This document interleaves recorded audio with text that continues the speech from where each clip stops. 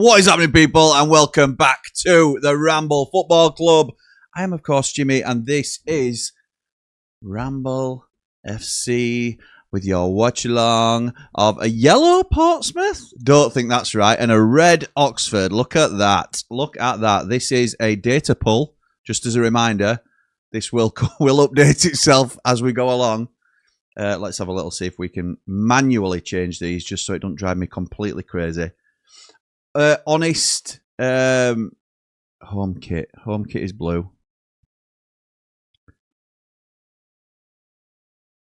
And away kit is yellow. That'll do for now until it updates itself. Not that blue. I'm a little bit finicky like that. That kind of blue, I think. We'll go with that. We'll go with that. And then we'll pass the picture of my mum and we submit it. Yes, that's fine. Oh, it's a bit Dream Team actually now. I've done it like that. How are we all? Welcome to the stream. For those of you that aren't aware, I'm just going to move my camera actually because the amount of little bits of messing around that I've been doing recently, honestly, you would not believe. For those of you that have joined me on Morning Brew recently, thank you. This morning, we had a very quick one, sort of. For me, it were a quick one anyway. And now we're here watching Portsmouth versus Oxford, and the reason we're doing that is because look at Jamie coming in same colour as the rest of his team. Unbelievable. It will update itself. The reason we're doing that is because I've been watching this game anyway, and the girls have planned the new I'm not sure Mrs. Ramble's going to be very happy if I'm honest.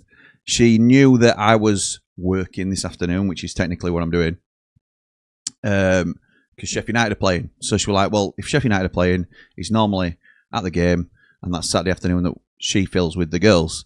Well, we're away, so it means I'm doing a watch-along, so it's past 3 o'clock that I'm, or 2:30 that I'm working for Sheffield United. So she's booked girls to go to the cinema. And Sam's got to sit through a Mario film now. When, to be honest, I'm free up until 2:30.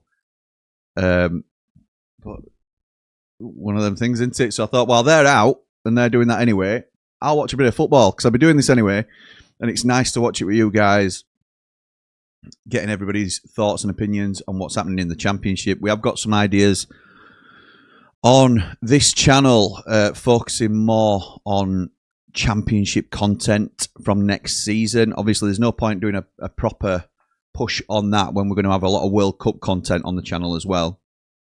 But just so we know what we are, we know what we are. We know what we are. Championship football. We know what we are. So I have been running around this morning. Had a very busy week, as those that caught us on Morning Brew on the other side, which is another channel of ours, will know all about. Did a little teaser as to a new show that we're going to be doing for Ramblers and Platinum Ramblers called Extra Time, and it's going to be a Ramblers exclusive show. That's not going to be shown widely. We might do the first one to a wider audience just so people have got an understanding of what it's about. But firstly, it hopefully has a bit more appeal because we're again offering more into our paid subscriber offering.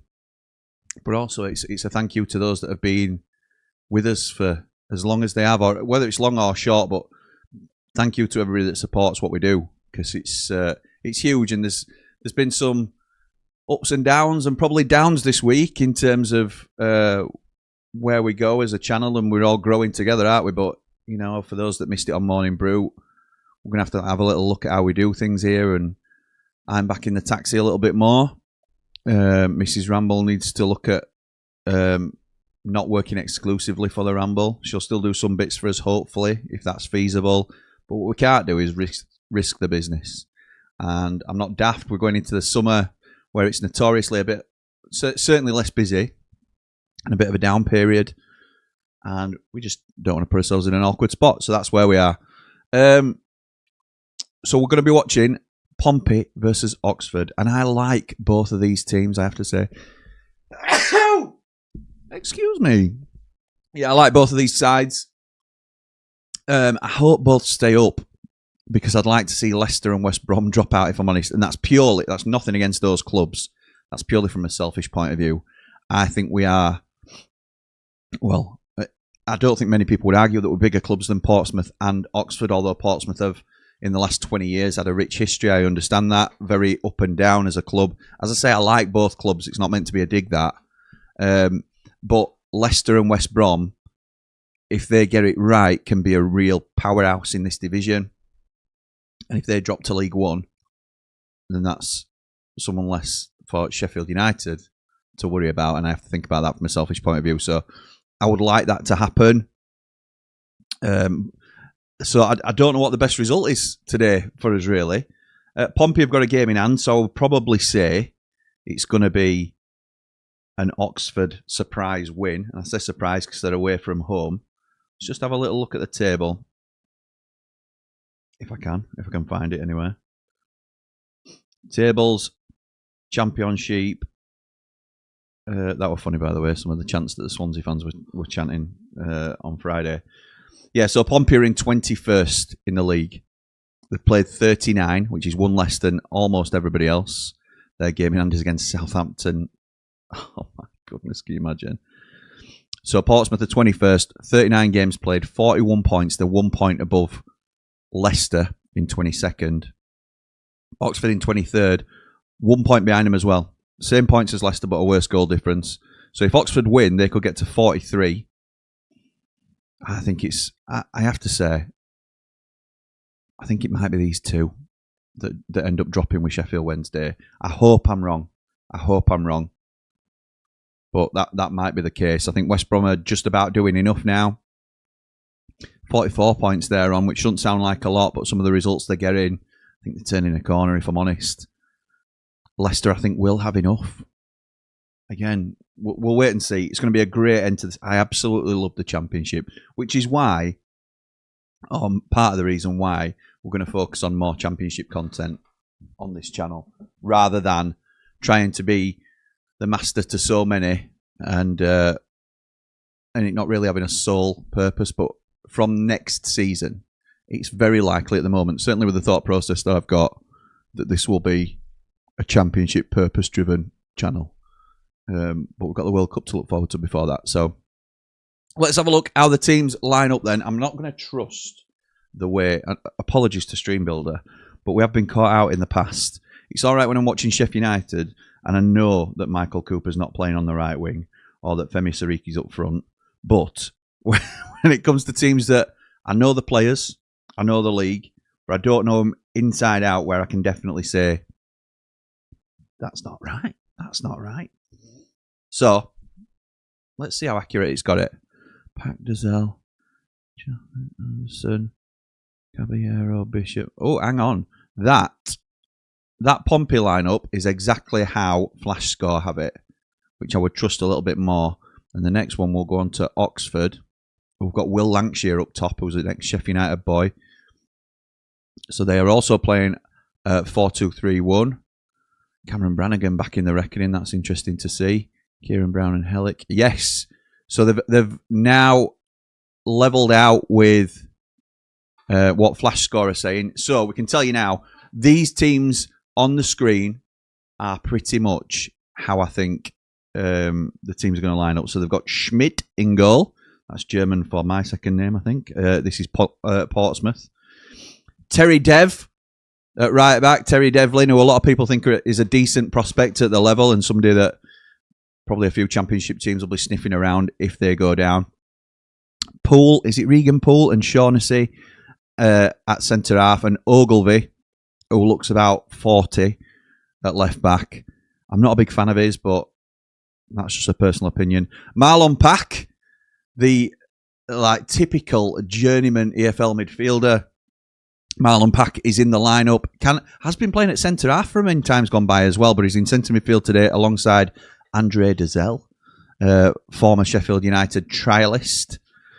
Keshi Anderson, another one I don't particularly rate at the level, who was released from Birmingham earlier in the season, has now found himself at Portsmouth and he's on the right wing today. Caballero is on the left, so no Josh Murphy in the side today. Connor Chaplin is behind Colby Bishop in what is a wee poor attack.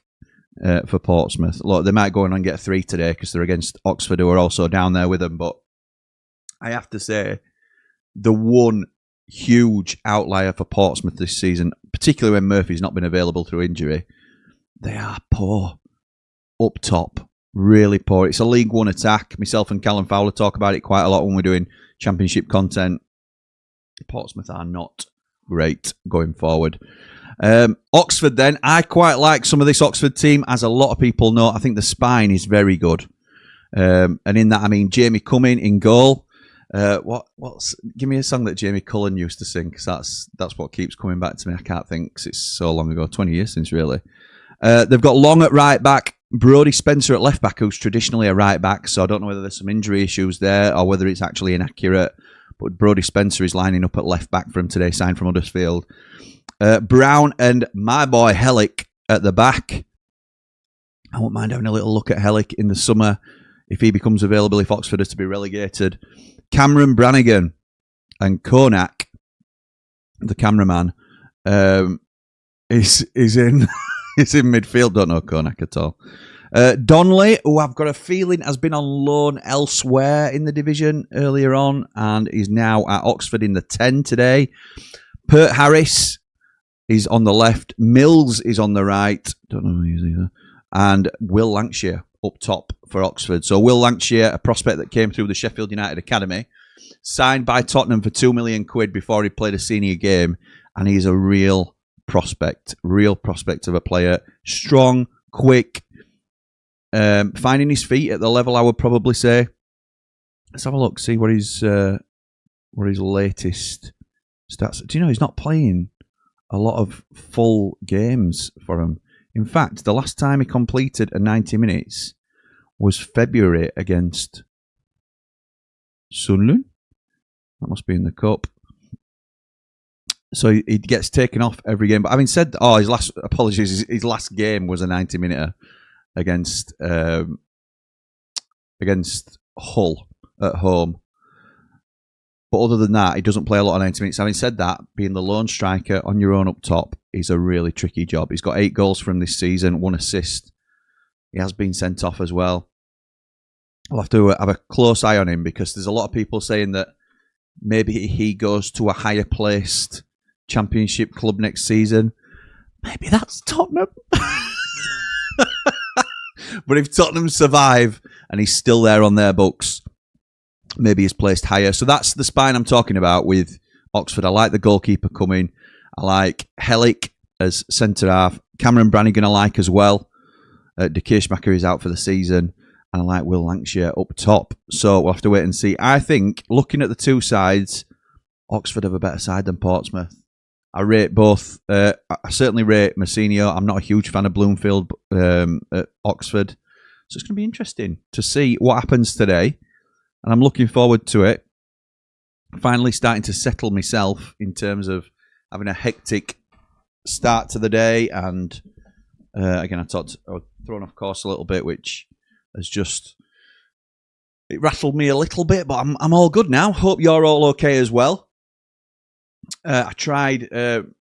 we've rejigged a bit of our setup as well, thanks to Statman Jack and Adam, who came through and helped me set that up. Because we're always trying to improve. Couldn't quite do what we were hoping for, but there's some exciting plans going forward. I'm going to have a little look at their results coming into the game before we kick off at 12:30. But before we do that, in fact, get in the comments, what are we going to do about... because there's only one of me, as you know. It was offered to Platinum Ramblers, but I have to say it was last minute with less than an hour to go. So it's not exactly... I didn't exactly give him a big window. Which scoreboard are we going for? Are we going for this one, which looks a little bit less intrusive? Or are we going for the bad boy at the side, which will tell you a little bit more about goal scorers and a few other little bits as well. What are we saying? Are we saying big or little? Get it in comments, let me know what you want, and we'll go with that. See, who says it's not interactive, this, and not involved? It is. You get to decide the scoreboard size, for crying out loud. Mark Meldrew starts us off today by saying, big games at the bottom today. This one seems massive for both sides. Portsmouth desperately need something. Oxford looking to build on the Hull draw on Friday. Look at this. our Championship expert, Mark Meldrew. You can find him right here on this channel on All Aboard the Championship. He'll be back tomorrow night. Smoogs says, how many games are you watching today, pal? 2. Just the 2. Just the 2. And then it's 90 after 90 straight after the Sheffield United game. Portsmouth game in hand against Ipswich. Very hard game. Yeah, it's against Ipswich, and they've still Southampton to play, aren't they? Because Southampton have played 38, Ipswich have played 39, and then the rest are all on 40. Maniac says, as a Cov fan, I'll be glad not to be in the Championship next season. Going to be very tough. It is, my mate. And listen, you're out on merit, aren't you? You've done it. You're going to win the league, and I'm delighted, really, for Cov. These non-parachute teams who do it the right way, and they've bought the stadium. Now, it's a bit of a dream season for Cov, isn't it? Let's be right. I'm good mates with Matt SB as well. So, and Claire often joins us in here, who's a big Coventry fan as well. Finn started dropping in. There's a few Coventry fans. Maniac, I know you've been dropping in too. Everybody's welcome here, and I'm delighted for Cov, I have to say. If it can't be us, I'm glad it's another non-parachute team. Morning from Lakeland, Florida, says Kev. Good morning, my mate. Hope you're well. And Joe says, Championship by far the most entertaining league around. If we go up, Cov, Joe, another one, Cov fan here. I'd still be watching all the champ. And of course, the Ramble. What a boy. What a boy. Love to see it. Thank you, my mate. Jack says, I want Oxford to stay up and Leicester to go down so we can get Hamza. Yeah, again, sort of personal reasons why we can do it. But yeah, I'd love Hamza Chowdhury. I think he'd fit in. And to be honest, once you're a Wilder boy, you're never not a Wilder boy. Hamza's a Wilder boy. Batman Lou says, big game this gym. Could be season defining for both. It could, Lou, but we're coming to that stage with a lot of crunch games for everybody, aren't we? So this is a huge... They're all 6-pointers is probably the other cliche to say about it. This is if Portsmouth win, they're in the same boat as West Brom. So it's all right me saying I think West Brom have done enough now. Portsmouth would move up to 44 points as well. Having said that, let's just get to the latest form, because from memory, because I now do, I'm a lot more up on my Championship content than I was, say, this time last year, because if you're not aware, I also do a channel called Proper Football. So, Andy the Blade trying to ring me as well. Pompey, what have they been doing lately? Well, they haven't been winning. They've not won in 7 games, and they've lost 5 of those. They come into this in terrible, terrible form. And game before, I mean, they got a good draw against Norwich last time out. Norwich are a good side, but like Sheffield United, have nothing to play for really this season. So it's all right in being a good side, but they also might be experimenting a little bit or whatever it is. Mentality isn't at its absolute peak, I would probably surmise. QPR, having said that, are Norwich in with a shout? Let's have a little look. 55, 9 points off. No, they're not. Let's be right. They're not. They got beat 6-1 by QPR game before that. 6-1. They need to sort this out. Pompey are in big trouble. But a win here could do so much for confidence. Whereas Oxford were in a good run of form, have also stuttered themselves recently.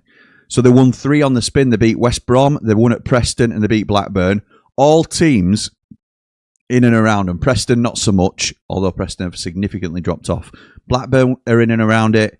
West Brom are in and around it. So against their rivals, Oxford have done pretty well. So we'll have to wait and see. But the last 3 games, they've stuttered a little bit. So they conceded a late equaliser to Charlton at home on the 14th. That ended up 1-1. They lost at Southampton. No shame in that. Southampton are absolutely flying. And then they've got a good point against Hull. So they've had difficult opposition. Oxford will fancy this today, I think. And if you look at some of Oxford's fixtures coming up, I hope Oxford stay up. I know there's some players I'd like to target, but I hope Oxford stay up. Oxford, the last 6 fixtures, we can go through this because we've got a little bit of time. Pompey away, obviously, today. Watford at home, who we've got nothing to play for. Derby away, tricky, but maybe out of it in a couple of games' time. They won't think that, but Wrexham at home, Come on, Oxford. Oxford versus Sheffield Wednesday in the penultimate game of the season. If they need to beat Sheffield Wednesday to still try and survive, they can do that. And Millwall away, which on paper is ridiculously tough. However, if Oxford need it and Millwall are already done and dusted, whether that's third, can't get into second, or second and clear, then it might be a different. There's so many different connotations as to what could happen. It's brilliant. I absolutely love it. Love it. So I think they need to win today. They need to certainly not lose today, but I think they need a win. It's a 6-pointer for me, this. And then I think they need to go and beat Oxford. Beat Watford, sorry. Oxford don't need to beat Oxford. Then Oxford need to go and beat Watford next time out to give themselves a real springboard, because when they play Sheffield Wednesday, they're the team you want, aren't they? They're the team you want in this league. Portsmouth's fixtures, however, oh my goodness gracious me. They play Oxford today, obviously. Then away at Middlesbrough, who've still all to play for. They then host... Oh, they don't play Southampton. That must have been me mixing it up. They then host Ipswich, who will still have it all to play for. They then have another game like this, Portsmouth versus Leicester on the 18th of April. They're then away at Coventry, the league winners, let's be right. Oh my word. They go to Stoke. The last two games are against teams with probably nothing to play for. They go to Stoke and then they entertain Birmingham at Fratton Park on the last game of the season, which you can see them winning if Birmingham have nothing to play for. So it is the squeakiest of squeaky bum times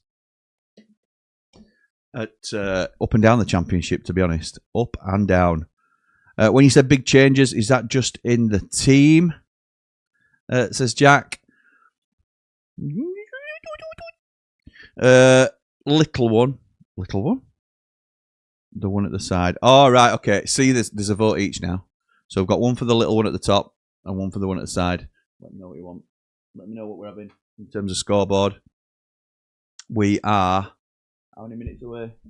5 minutes away from kickoff. 5 minutes. I've also got something else lined up for...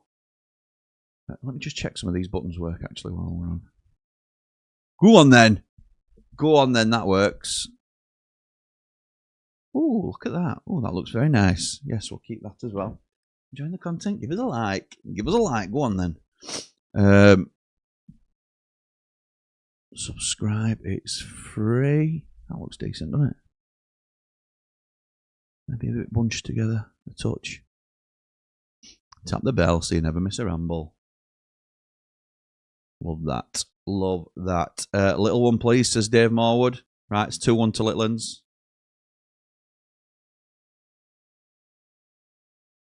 Scoreboard, Jim. Always go big. Go big or go home, says Balden brilliantly. I'm sniffling a little bit. Andy the Blade. In fact, shall we ring my dad? Make sure before kick-off, make sure he don't need me for anything, because he's tried ringing me twice and I've been on stream twice. Lovely to know that he follows his son on the channels, as he should. I'll give you a live update as to what it's about. Hello, Father. Is everything okay because I'm live on stream? Okay. Oh, okay.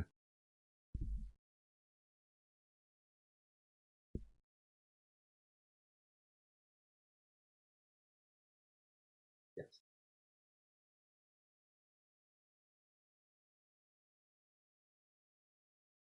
Okay. Yeah, good thinking. I will. I'll speak to the gaffer and I will let you know, Dad. But thank you for thinking of that.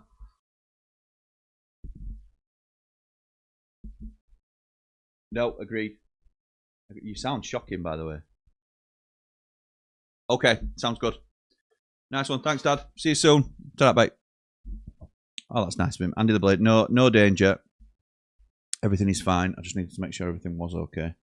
Even though it's live. Apologies for being unprofessional. But he basically saying he's absolutely made up with cold now. And he does. He sounds shocking. And he's meant to have girls tomorrow. So he's basically saying, look, do you want to change the day? Because I don't want to be getting at him. And Bald and Brilliant Lee says, can you thank Andy for my call from Friday evening, please? Yes. Sorry, mate. I forgot to mention that, but I'm sure he'll catch us now. He knows I'm live. Because he watched the other side. He watched us this morning on the other side, but he's obviously watched it late, so he'll be behind on everything. So hopefully he comes over and joins us for this game, because I think he'll be watching. Maniac with a £5 super chat. Thank you so much, mate. I've enjoyed your content over the season. The best. Play up Sky Blues. Thank you, my mate. Hope you stick around next season. Not just because you're donating super chats, but I hope you stick around and follow our growth as both the Championship channel, and whether you want to jump over and join us on Blades Ramble, you're more than welcome as well. It's I want it to be a place where people feel comfortable and just telling us what they honestly think about stuff. But thank you, mate. That's very kind. Luke's a Blade says, Jimmy, thoughts on the BBC article? Is the Championship heading for financial catastrophe? Championship clubs have lost $3 billion in the last 10 years. I haven't seen the article, pal. I've seen that a couple of people have posted it in the group. I'm worried about football as a whole, he says. I've seen it posted in the group.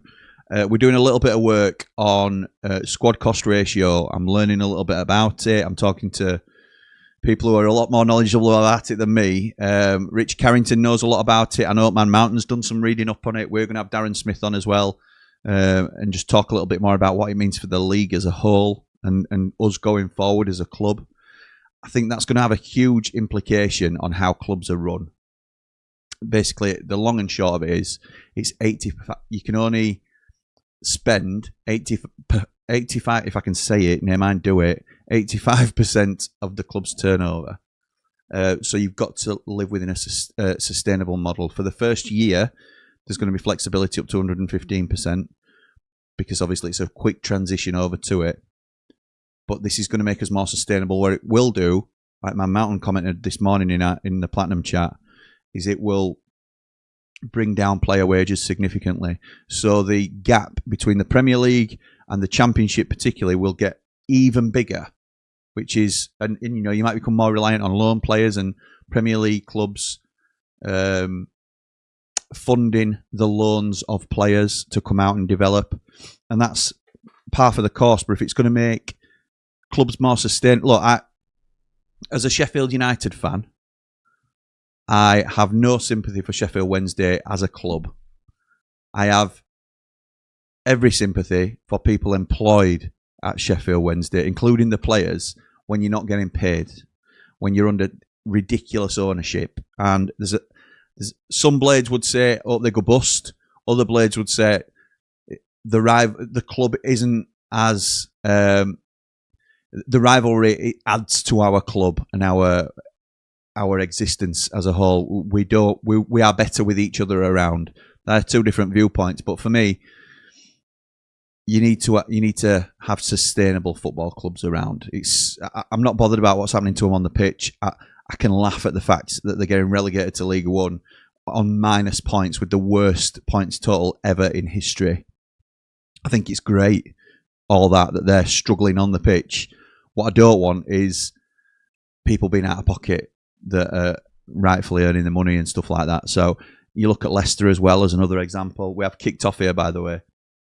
The clock will catch up in a minute. Yeah, it looks decent. So Leicester is another situation. I think they're in big trouble if they go down financially. Even if they don't go down, they're going to be in huge. They've got players on huge contracts, which they can no longer afford. So there's going to be huge changes, and it's got to be in a short period of time. But yeah, Luke, I think this is why such drastic measures have been taken. But I'll read the article because, as I say, I'm trying to upskill myself on. I'll make myself a little bit more aware on what's going off. It's a free kick to Oxford, just beyond the half, just further back from the halfway line. Everybody now in the opposing half for Oxford. It's a long ball forward. It's headed clear by Pompey, but they've no out ball. Sheffield United do this all the time. Does my head in. They get everybody back to defend. Everybody. All 10 outfield players. Just the cross comes in and it's cleared by Portsmouth. It's all right, that, in terms of protecting your own goal. But when you get the ball then, or you win the first ball, who gets the second ball? The opposition, because you've no out ball. You've nobody up there. You need to have at least one man higher up the field to hold, even just to hold the ball, just so you retain that possession. Oxford have started slightly the brighter. They've got a throw in now deep down on the right-hand side. Let's get some more comments in. Love the Championship. It's the best league, says Maniac. Ollie says, with their financial constraints, especially around the current stadium situation, Oxford staying up for a second season and with some of the results they've had is a proper underdog story. I agree. They are small fish at this level, aren't they? Oxford, they have a proper small budget and run the right way as best they can. I'd be interested to see their books, actually. Long throw coming in now. Oh, in it comes. It's a decent one. Headed clear by Pompey. Again, no out ball. So Brannigan has a shot from the edge. It's blocked. And here they come now with Caballero. It's a good tackle by Brannigan, I think it was. We like. Barry says, I'm a Leeds fan and I still stuck around. Barry, you are a top man, mate. You are a top man. Thank you for doing that. Pompey, that's a special atmosphere when it's bouncing. Been there many times. Yeah, we... corner crossing from Pompey. Oh, and it's cleared by Oxford just about. They tried to clear it first time and it smashed one at Pompey boys in the face and stayed alive in the box. But second time, Oxford get it away. And here they come now. Into the box. And it's a corner to Oxford. Decent, this. I knew it'd be a good decision to watch this game. Matt says, afternoon, pal. Hope you're good. Hope you had a good Easter. I've been away to our caravan for a few days. Nice, mate. So wanting Oxford to win this. Up the Blades. Up the Ramble. Yeah, sorry, James. I was talking on. Thank you, mate. Hope you've had a good time at the caravan. James saying Pompey's a special atmosphere. I think we ranked it as best atmosphere on proper football. I don't know whether that's out yet. I think it probably is. Yeah, I think it is. Jack says, I'm tempted to get a season ticket for next season, even though I can't make every game. I would probably work out, if you can't make every game and you think you're going to miss maybe 3 or 4, work out what it costs per game, Jack. Because it might be easy to buy ad hoc. Van Mountain can't make every game. Oh, it's a lovely little ball. Oh, it's a jet ball. Oh, Oxford just can't work it in. Shot from Kodak. Snapshot. Man Mountain can't make every game. So he doesn't get a season ticket. He thinks it's cheaper for him to... Because he can't make the midweek ones, obviously, as a teacher. But he thinks it's cheaper for him to buy ad hoc rather than get a season ticket. So he does that instead. So you don't have to get a season ticket to... It's not a status thing, Jack. Just do what's sensible for you, pal.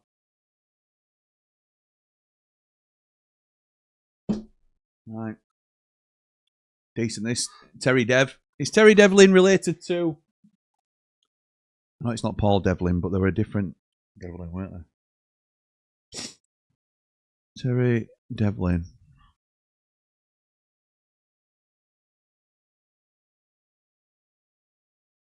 Don't know. I have a feeling he's related to somebody. Anyway. He's 22 and he's a Northern Ireland international.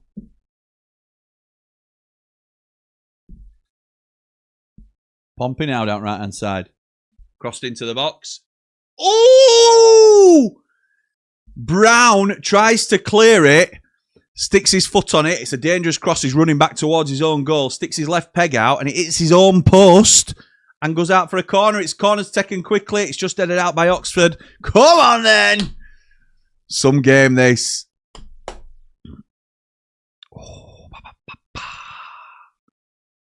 Tom Not From says, I'm looking at a season ticket too, Jack, if you fancy finding seats near each other. Love that. Oh, button it you. Get your sense stuffed. Balled brilliantly. Oh, that's unbelievable, that.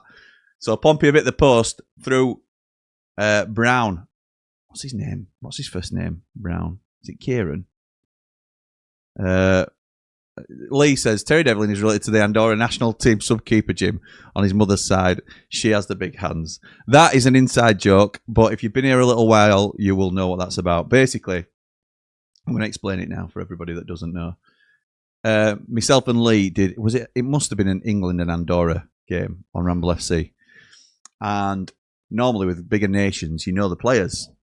but obviously Andorra aren't the biggest of nations. So Lee told me he'd done some research on some of the Andorran team.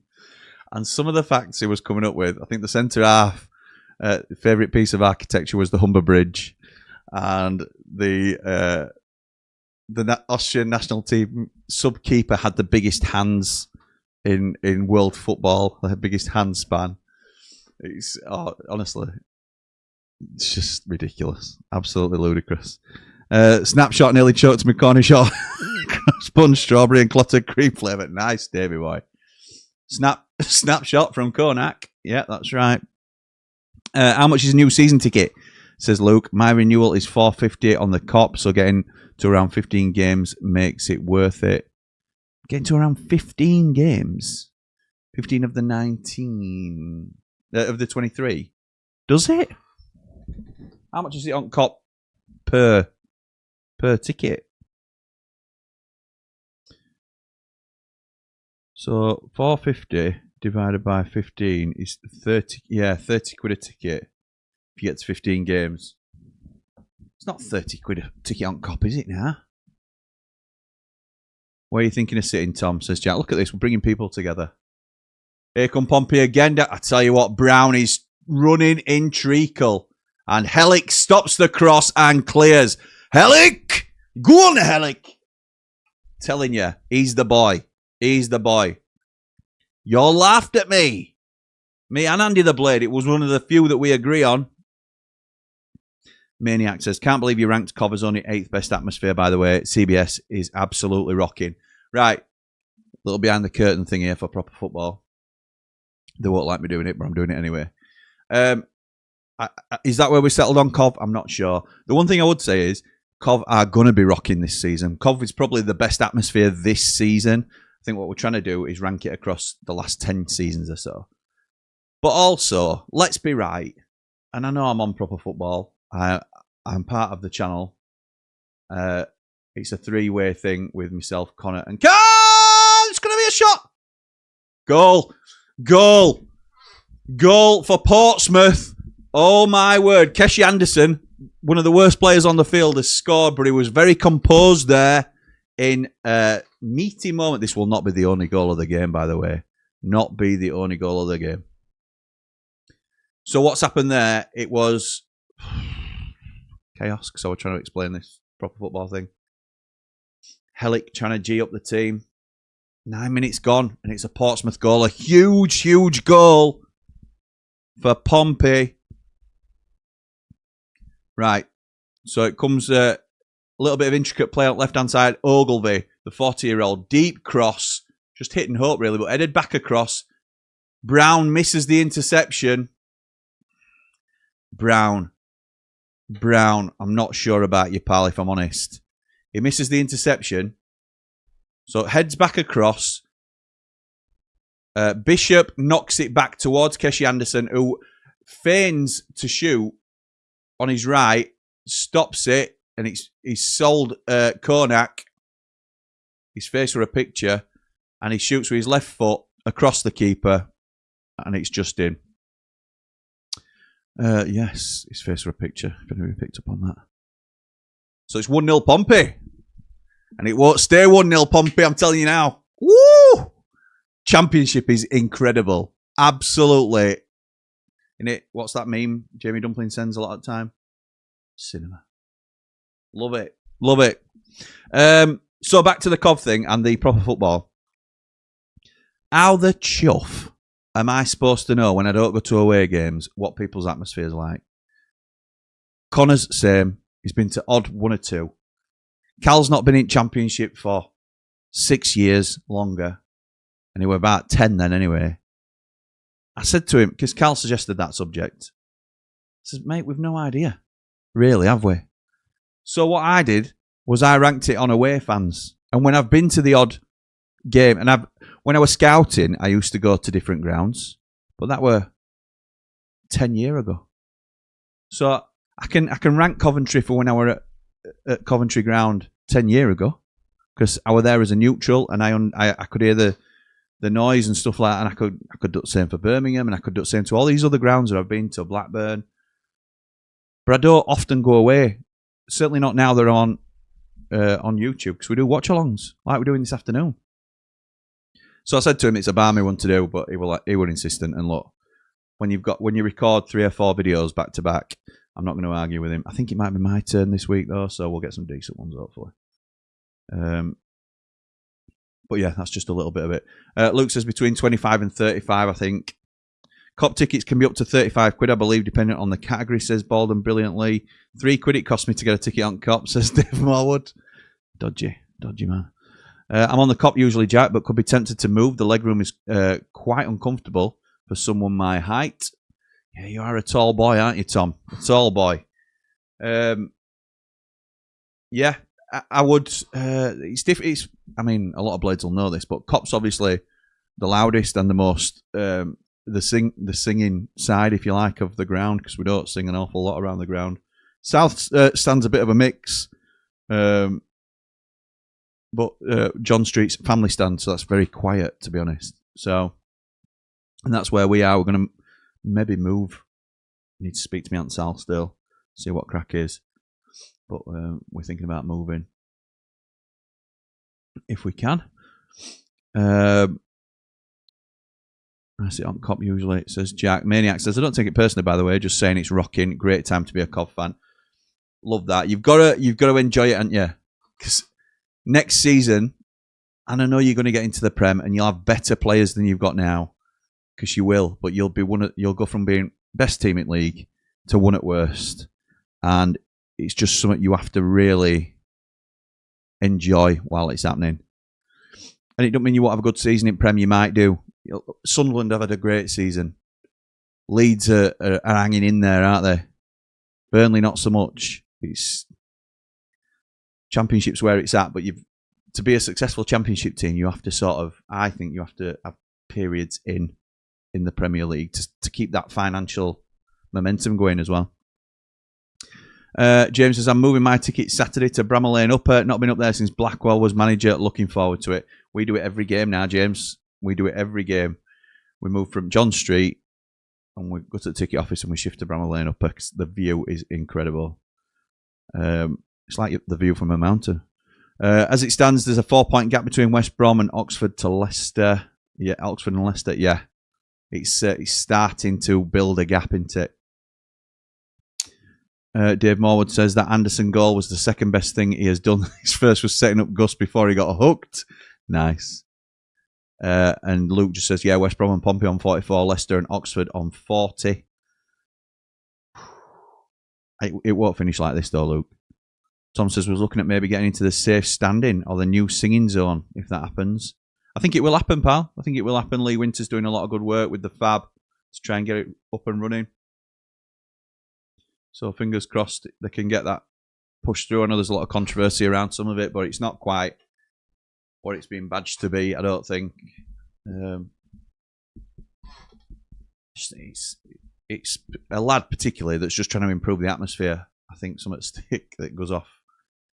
And once it gets into sort of bigger corporate hands, it's tough to keep the original image, if that makes sense. I don't know what I'm trying to say really, but it's been made out to be quite naff.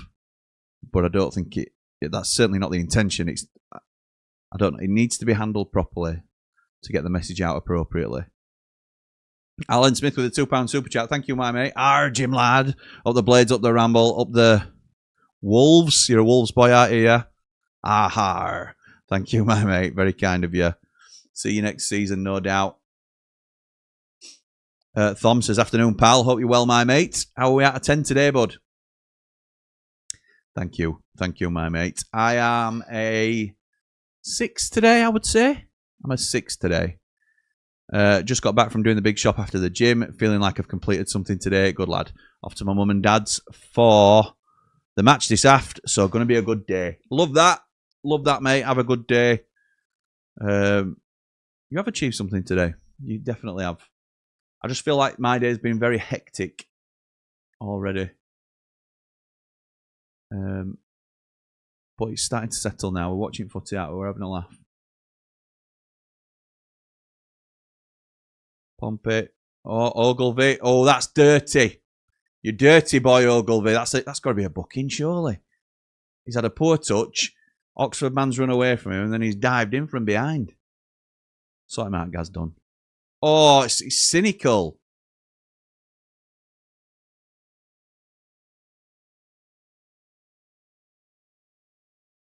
It's a red card. It's a red card. Well done, referee. Well done. I completely agree with this call, by the way. Is that Brownie on comms? Our mate Michael Brown.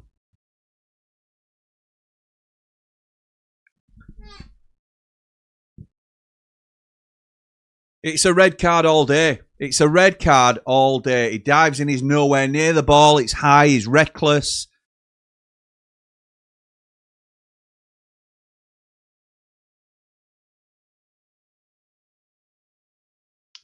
Brownie's saying he's unlucky. I'm not having that, Brownie. Get yourself back on Ramble and we'll have it out. It's a red card. Well done, ref. Well done, referee. What are you saying in the comments? Let me know. Whether you think that's a red card or not, if you've seen it.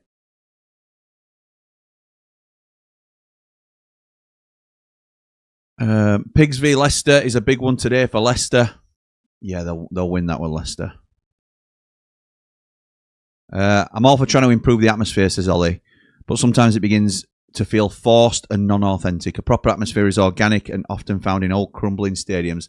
Do you know what, Ollie? This is my opinion on it. This is my honest opinion on it. But I'm never going to do anybody down for trying to improve it. So while it might not be something that I would lead on, or, you know, don't mean I'm not on board with trying something, because we all know, or all us blades know, or a lot of us, if we're going to be honest, that is a shocking challenge.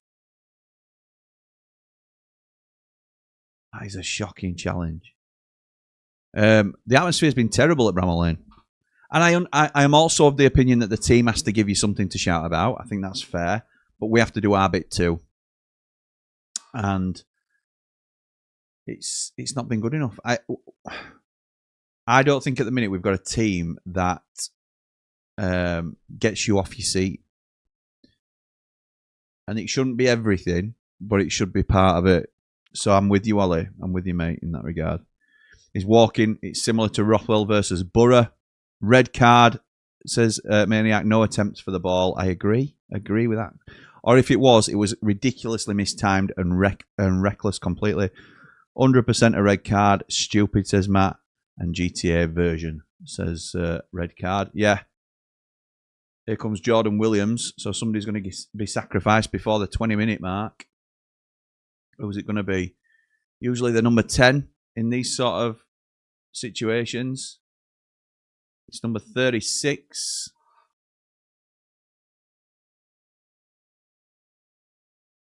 Oh, it's the winger, in it. What's it called?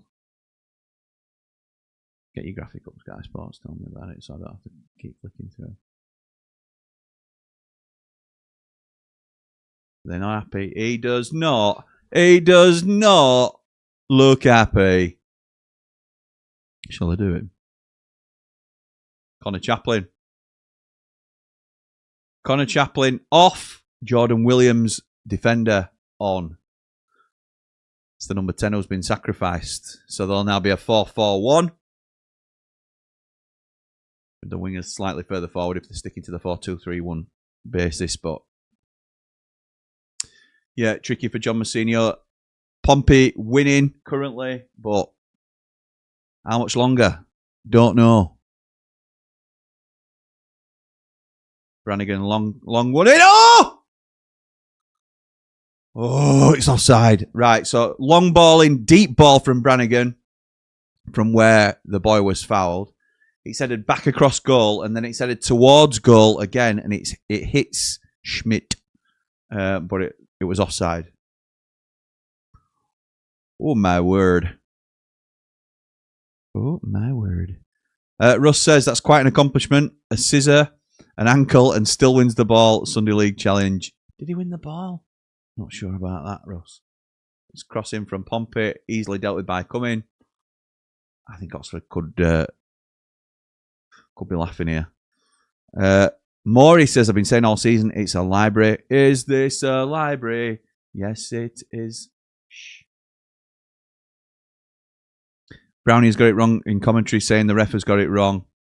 I agree. It's as red can get, says Dave Morwood. Brownie liked them sort of challenges, though, didn't he? It's a Brownie tackle. He'd have been sent off for it as well. Thoughts on Derby, says DCFC Eustace. I think you've had a really good season. I like your manager. We've obviously got a couple of ex-Blades that we're interested in there. Quite like Derby as a club. Brewster doing well for you. Brereton Diaz scoring some important goals. Wouldn't surprise me to see BBD linked to United again in the summer. But yeah, kept Brewster fit. And that's been one of the things that we struggled to do. A lot of Blades thought it was the right time for him to go. Crossed in from Oxford. It's a goal! No, is it? No, how's it not a goal? Oh my goodness me. I think the flag's up. What a cross. What an header. What a save, I think. I'm going to see it replay in a minute. Stan Mills crosses it in. Nobody's offside there.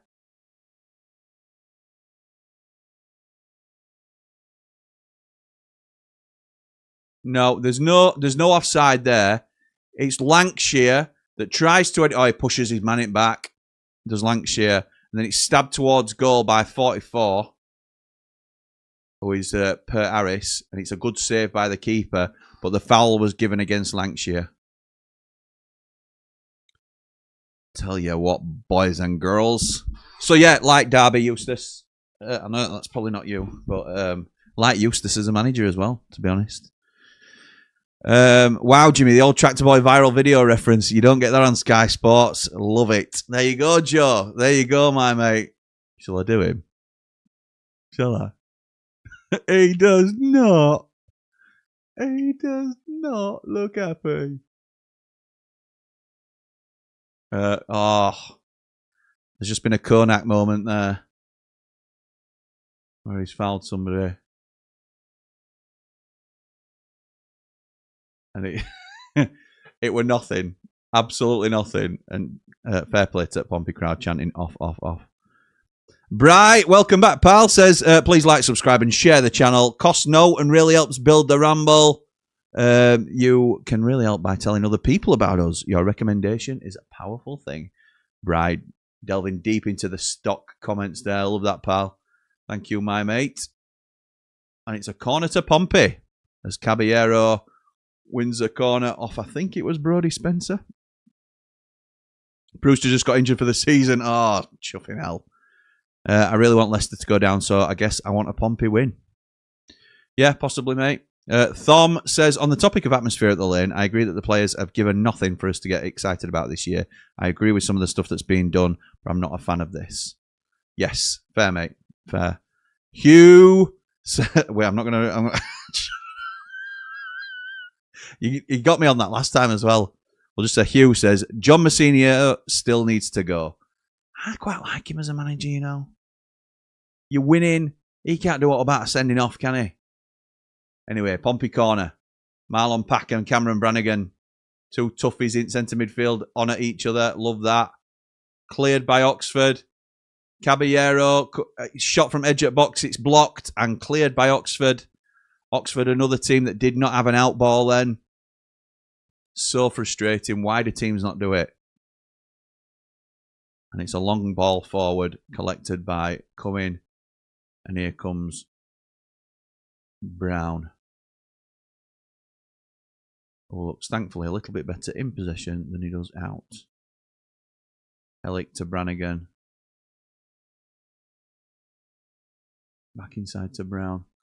Okay. Thom says, I'm not a fan of this European-style ultra atmosphere. It's non-stop and constant, but doesn't go with the ebbs and flows of the game. It gets boring very quickly, and you even forget it's there. It just becomes white noise. Well said, mate. Well said. When's the next episode of Yorkshire's Finest? That will be, we're going to record on Wednesday, so I'm sure he'll put it out Wednesday night, Ed. I think it'll be Wednesday night. He'll put that out. And that'll be next time Combo comes out as well. Because we can't filming today. It's Good Friday. It's not Good Friday. It's Easter Monday. Tomorrow, can't remember why we're not doing tomorrow. I think it's probably just so we don't do back-to-back days. Because we're filming with Connor as well on Wednesday, so it's going to be a long day of filming on Wednesday. Not having a player staying up against 10 men, it isn't good. I forgot. Yeah, there is 10 men. No, yeah, agreed. Sorry, it's Oxford should be having a man further upfield, shouldn't they? For all your Blades Ramble merchandise, says Lee. For all your Blades Ramble, I think he's probably halfway through a comment there. But thank you, my mate, for trying to plug the merch. Another Pompey corner. You do not want. No. What? Cameron Brannigan is like nearly a foot smaller than Marlon Pack. Why have you got him marking him? Yeah, and that's a foul by Pack on Brannigan. Ridiculous. Rugby tackle. And now he's moaning about it. It was so stupid. It's like a rock bottom.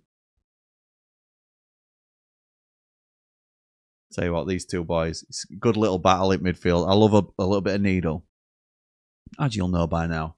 But Pack and Brannigan. Nice. Spencer back to Brown. Oxford playing it along back line now on halfway line. Hellick, the boy. Oh, played it a bit airy there when I've just sort of bigged you up.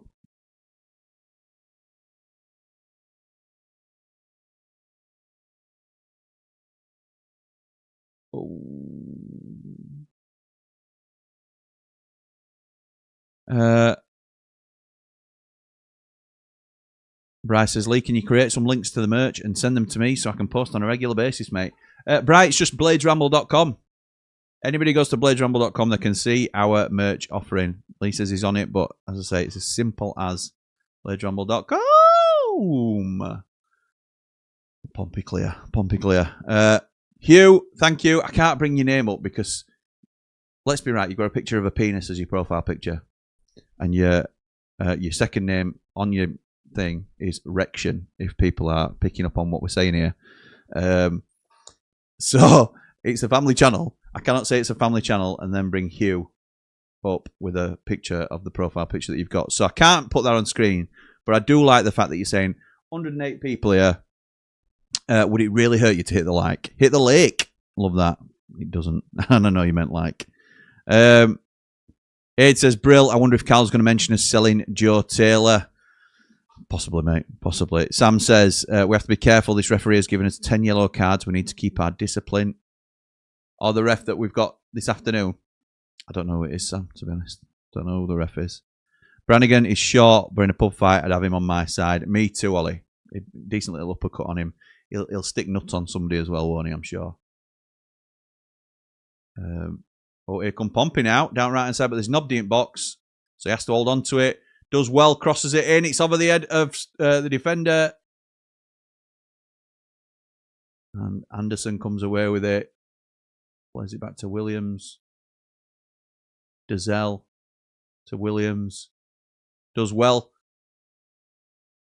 Oh, tell you what, Caballero, it's crossed in. Oxford don't deal with it. Caballero, pretty much on the penalty spot, puts it over the bar. Absolutely rubbish. You have got to score. At least hit the target, boy. When you've got 10 men and a 2-goal cushion would be lovely. Bisto Brett says we need Pompey to win to help Leicester go down. Any players you think we could get for a bargain from potentially relegated teams? Good question. Right, so Sheffield Wednesday, down, done, dusted. No. I think Charles is their only asset and he will go to a higher placed club as Schmidt comes out and claims a through ball. So Sheffield Wednesday, no, rubbish. Oxford, give me Hellick. I'd be interested in Brannigan. Lancashire's a lone player, but I quite like him. Jamie Cumming is not necessarily going to come as a number 2, but I do like him. So yeah, there's a couple of good players at Oxford. Leicester, Hamza's the boy. I would have a punt at Harry Souttar personally, because you know what you could be getting. I understand those that wouldn't, but we know how good he can be. Oh, that's a dirty foul as well. Mills, that's poor. Some off chance there as well. Just a little naughty trip. So yeah, Hamza, and I'd be in for Souttar as well. The thing with Leicester players is, yes, there's a lot of good players there, but they're all on such big contracts that it's not worth it relative to what players they are. West Brom. Now I don't think West Brom will go down. Mikey Johnston is the one, but I'd also look at Malumbi as well. I think he's a really good player. There'll be more at West Brom that we haven't really had a chance to properly study. So, yes, Brett, in short, there are some players. Let me know who you would have as well. Eustace says, where do you honestly see the Blades finishing next season? It is so up in the... It could go so many different ways, pal, that it's very, very hard to predict. Having said that, we will certainly be higher than where we are this year. We're 17th at the minute, and that's an absolute disgrace. Can we get into the top 8 is the question, and I think we can. I'm biased, and I know I'm biased, but I trust Chris Wilder to get it right. It's going to be a long throw for Pompey here. Marlon Pack takes it. Headed clear by Hellick, of course. Oxford, can they come away with it? Lancashire battling. With Devlin, did well. And it ends up being an Oxford throw. Well done, boys. I think we can. I trust Wilder to get it right. A lot of people say he's better on a budget anyway. I know what they mean by that, but he will rebuild the culture at Sheffield United. I'd be interested to see where you think Derby could finish next season as well, because I think the league will be stronger next year, but I do think you've got a good foundation and a good manager in John Eustace. So where do you fancy Derby next season? Because if I'm being honest, I don't see you sneaking into playoffs. Maniac says lol. And here come Oxford. Oh! It's a free kick. Lancashire did push him over. Pushed over little Devlin.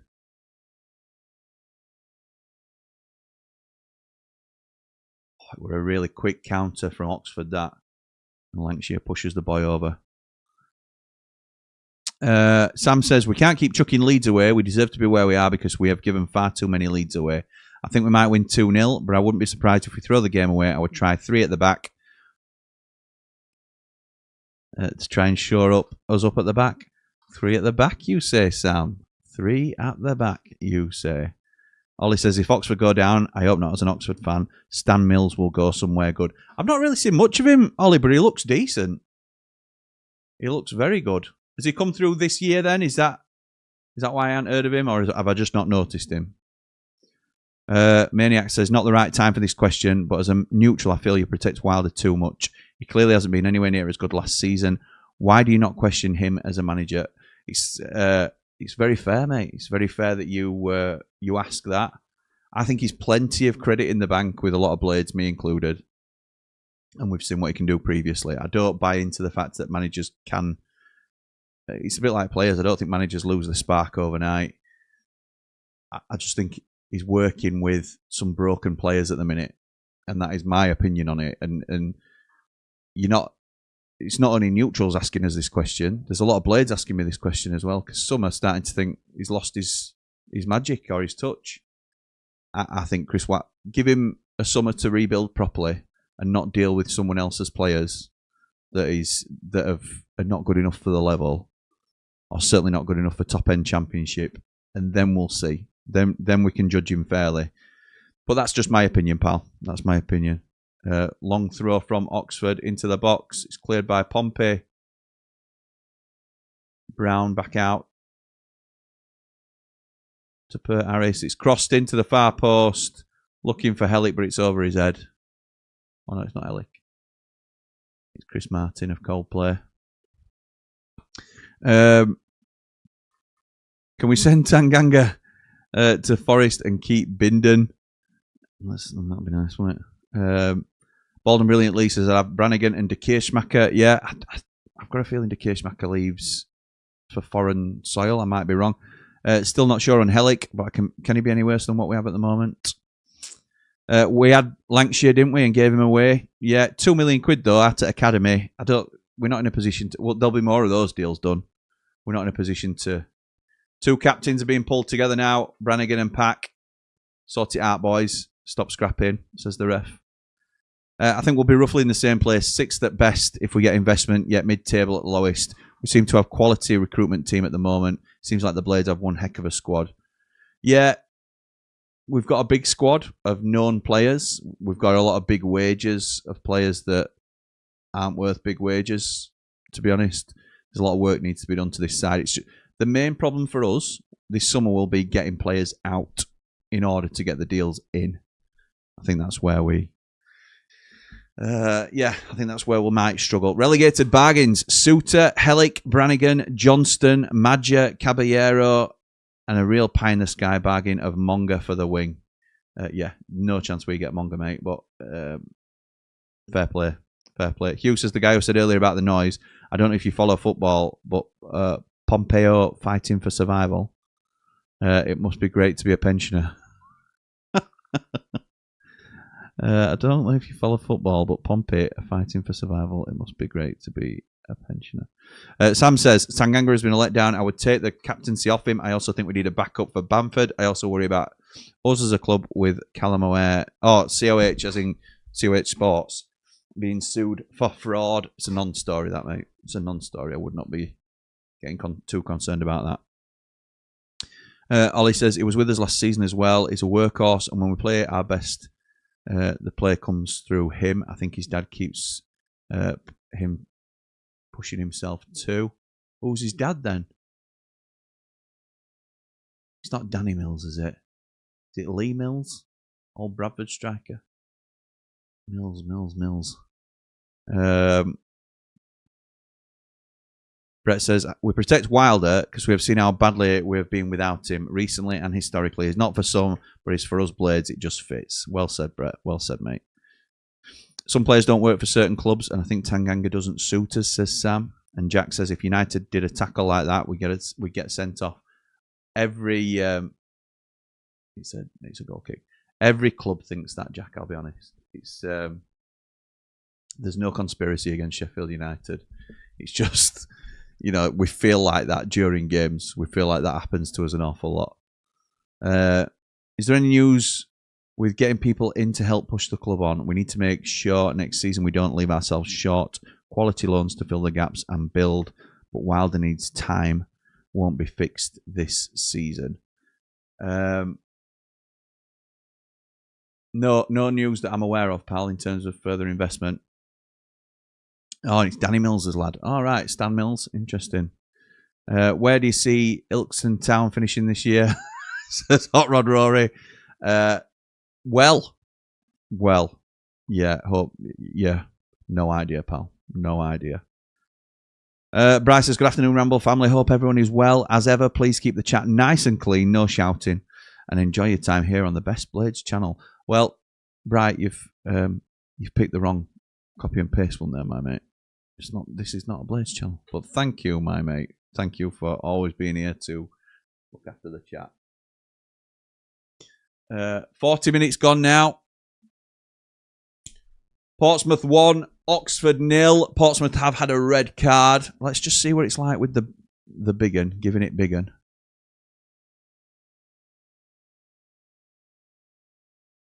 Do we like that? Feels a bit odd now. Feels a bit naked up here. Go back to Compreston.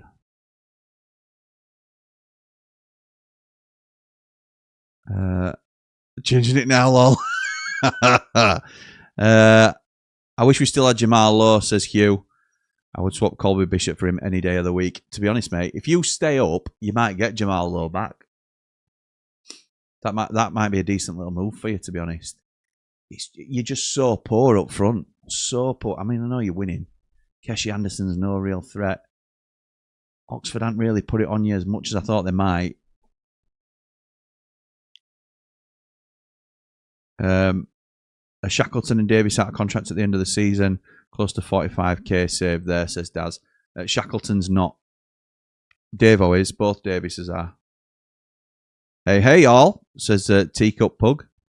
Hey, hey. Hope you're good. Thanks for joining us. Where do you think Yorkshire's finest Harrogate Town will finish, Jim? I think they might be all right, you know. I think they might be all right. I think they'll just get out of it. But as Cal was saying last time, there is no greater advert for why there should be 3 up, 3 down from conference than that. Because Harrogate are going to scrape their way, possibly, to survival. But it's that is the part of the pyramid that's not quite working for me. I think we need 3 up, 3 down. Needs to be more jeopardy. Make it a League 3 for me. I think there's some really good teams at conference level. Oh, Oxford now. Don't look like Danny Mill. Oh, he does a bit. He does a bit. Now I see it. Now I see it, Ollie. He does look a touch like Danny. He's dad. Do you think Matlock Town will get promoted this season? I don't know where these random lower league shouts are coming. I've no idea, to be honest. Do you know what? I should really play Football Manager again, because I haven't played it for years properly, and I mean years. But when I did play it, I was always in conference. I always started off with a lower league team, like a National League North team. So I knew a lot of these teams down here. I've no idea where Matlock are. I know I like going to Matlock because it's a lovely little place. Shout out, Charlie. Hope you're good. Do you think Blackburn stop up this season, Jim, says Kieran? I think you do. I think you're poor. If it's you, when I say you, I assume you're a Blackburn fan. I think you're poor, but I think you've got enough points on the board to stay away from the danger. I don't think those below you will get enough. What, are you on 45? Don't get me wrong, it's not comfortable. And I think if there were probably 3 or 4 more games, then you'd be in big trouble. But let's have a little goose at Blackburn. 46 points. So Leicester have to win 2 games, and there's only 6 left. 2 more games than you. Oh, it's a great through ball. Keeper comes out late and just claims it. Well done, Jamie. Come in. Should have come earlier, and he's apologising to his teammates. Better late than never. Woohoo! Lovely through ball, that. Bisto says, I think a lot of the fans getting carried away with the rebuild next season. It'll be tough and not a lot of money to spend. We'll be better than a lot of clubs, but I think we look to be more sustainable. We certainly will, pal. Baldwin Brilliantly says, Ilkeston probably finish between 10th and 15th this season. Hot Rod Rory, in my opinion. Tough league to get out of, the national MPL Prem. Northern Premier League. Okay. Maniac says, my fiance is away today, so I'm home alone. Watched the dog in the sun, had a fry up, watching the Millwall game and listening to you. 3 more games to watch later today. What a great day. Nice one, mate. Thank you for that. Sounds class. Afternoon Ramble family, says Brian. Hope everyone is well. As ever, difficult as it may be, please keep the chat nice and clean, no shouting, and enjoy your time here on the best football channel. Thank you, mate. That's a big claim. I appreciate it. Luke said, Williams should be pulling trigger slightly. You've just got to get a couple of yards quicker to it there. Luke says, was Millwall v Norwich supposed to kick off at 1, or was it delayed? Millwall v Norwich. 4 minutes added time in the first half. Obviously, there's been a sending off. Keshi Anderson is going to play for a foul and get it. So have a look at Millwall. No, it's kicked off. Kicked off and it's 0-0. 16 minutes gone, pal. Come on, Millwall. Holly from the Dwarf. Boys from the Dwarf. Afternoon all. Hope you've had a good bank holiday weekend. Been busy, mate. Busy. But all good. Hope you're good too, pal. Who will be the favourites to go down next season? Oh. Whoever goes up through playoffs from League One. Blackburn are in trouble. And down. Oh, I don't know. I'd have to come back to you on my third. Because obviously we're talking massively far in the future. Leicester might have another bad season. What's your opinion on Mickleover FC skipper Greg McGregor being caught smoking cigs down the tunnel at half time? Yeah, it's not great, is it, Rory? Not great, but you know, if they want him to be more professional, they need to be paying him more, in my opinion. So yeah, I don't know whether you think the same, pal, but kickoff at 1 says Maniac. Up the Ramble says Spock. 3 up, 3 down could absolutely destroy some big names on hard times. They could go down and be lost to oblivion, says Hugh. What about those underdog clubs that are getting there on merit? It's 2 up, 2 down at minute. 3 up, 3 down would be the way to go. Harrogate aren't a big club either, in my opinion. I think they go down and they can survive at conference level. And that maybe that's the jeopardy they need to kick on and become better clubs. Teacup says, if you play that game, you simply must live stream that. Play what game? Play what game? I've lost my head. Ollie from the Dwarf says, sounds like heaven to be in on his own and watch it and doing what Maniac's doing today. Hopefully Scarborough will make the playoffs, currently 6th. Batch comes back and says, Wilder always wins at Wednesday. Thank you, mate. Yeah, I agree with that. Interesting for a Wednesday fan to say that, though. Dad says Danny Mills' son is either thick, bald, and all about how great City and Leeds are. If we're going to be honest, yeah, he is. Yeah. Don't know about thick, but he does go on about how great City and Leeds are, particularly Leeds. Matt Locker second says balling brilliantly in the Northern Premier League East. Jim, 19 points behind the league champions, but are qualified for the playoffs. Cal says, hi. Hi, Callum. Hope you're well, mate. This might be a daft question, but what is Shackleton injury? I don't think he's played all season. I think it's naughty boyitis. No, I don't know, to be honest. I don't know. I think he's available. I think he's available to play. I just think he's not being played. Which...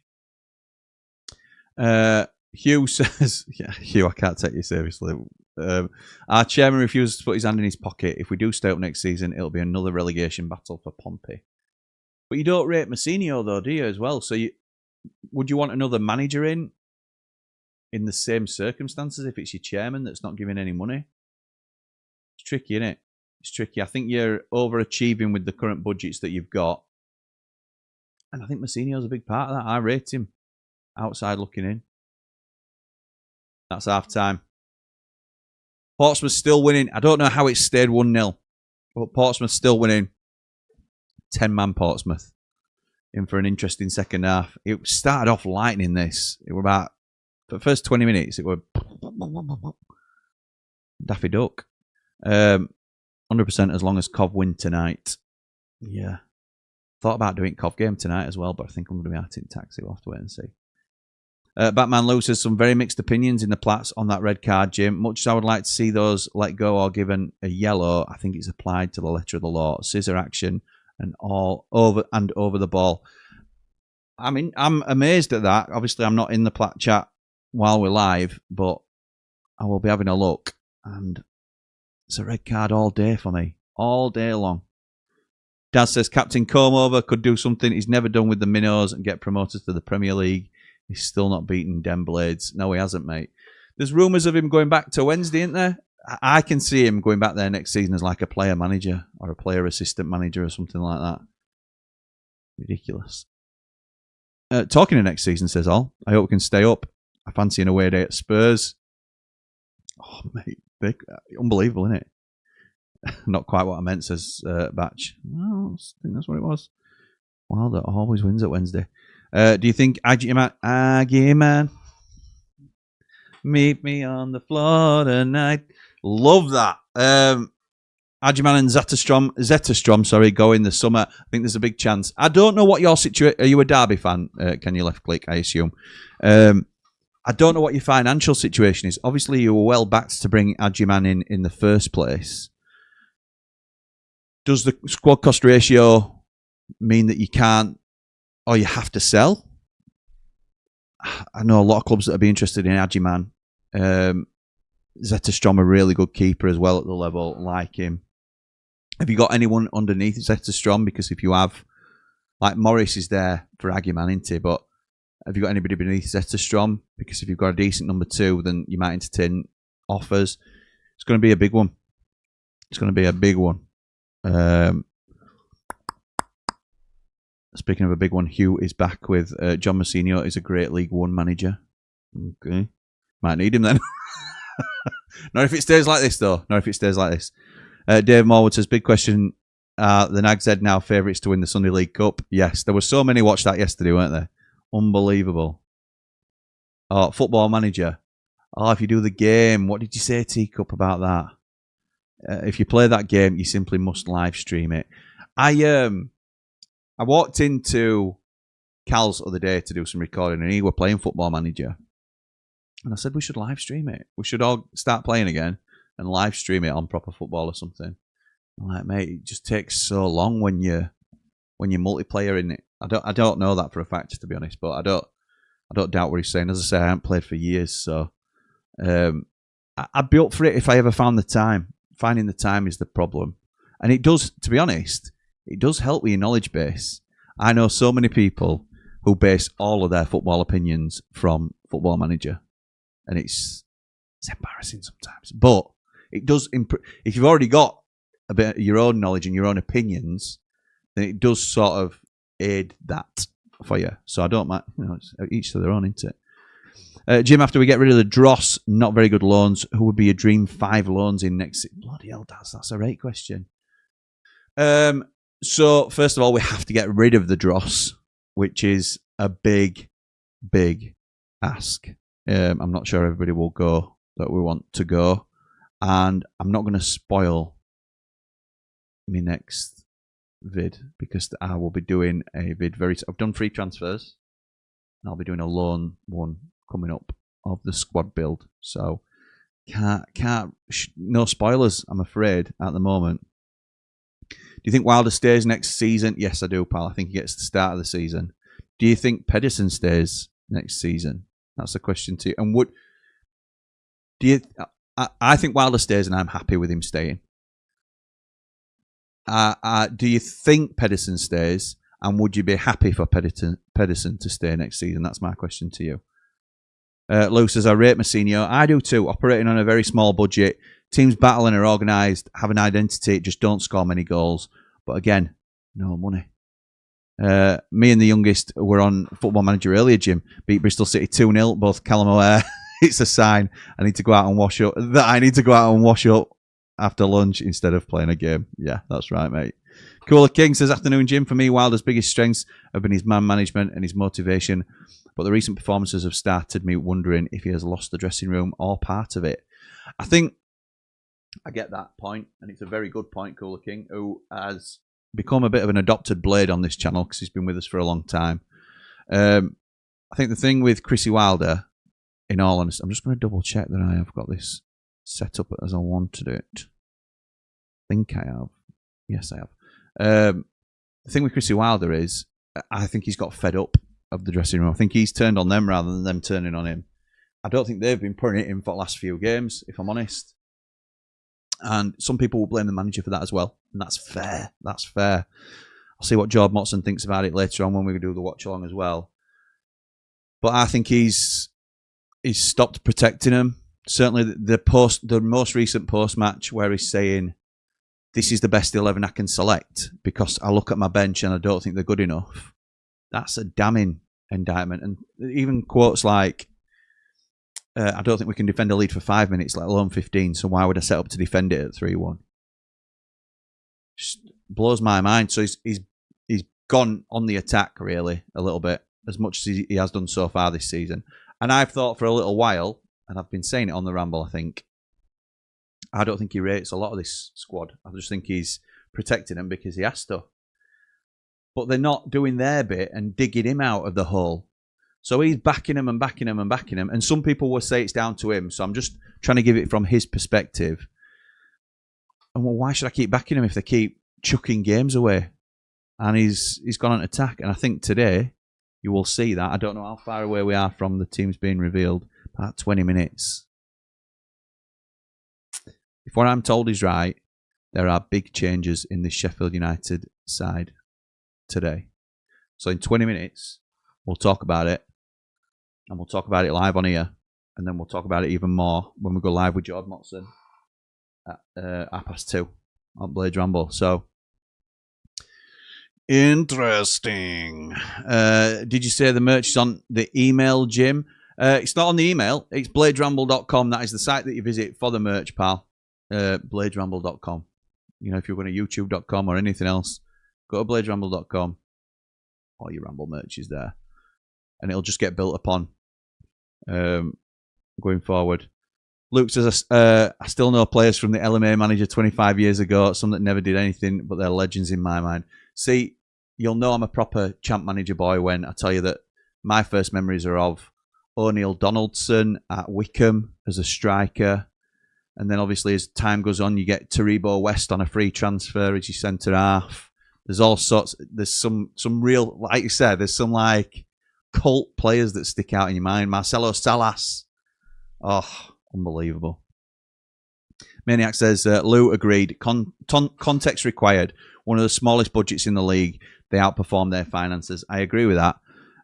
But Hugh says, John Mousinho makes 88th minute subs when we've been behind for half an hour. What's that all about?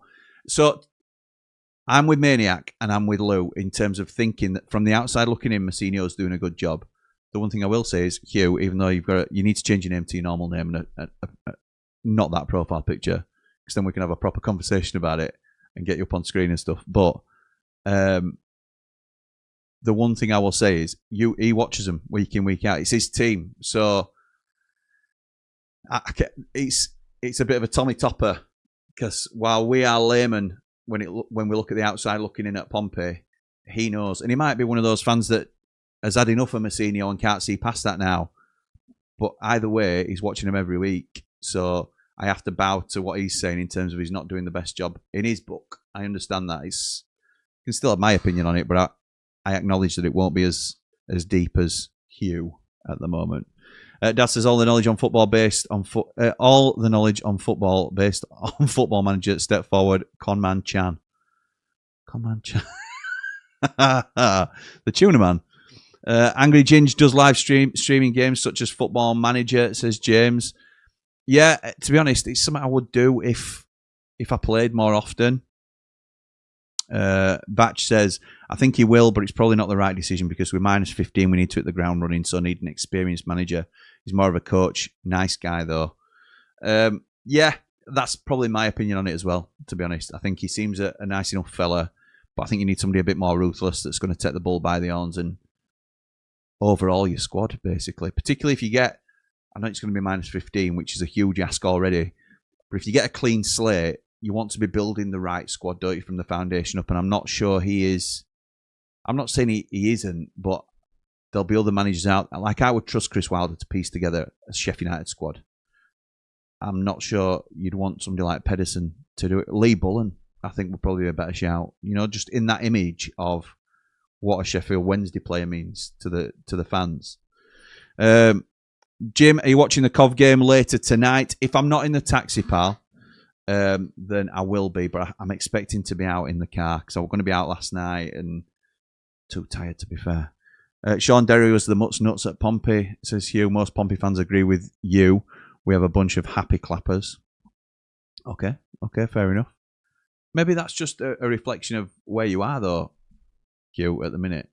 In terms, you know, I know you always want to improve, and standing still, you're going backwards, aren't you? But there's got to be a awareness of where you are in your development as a club.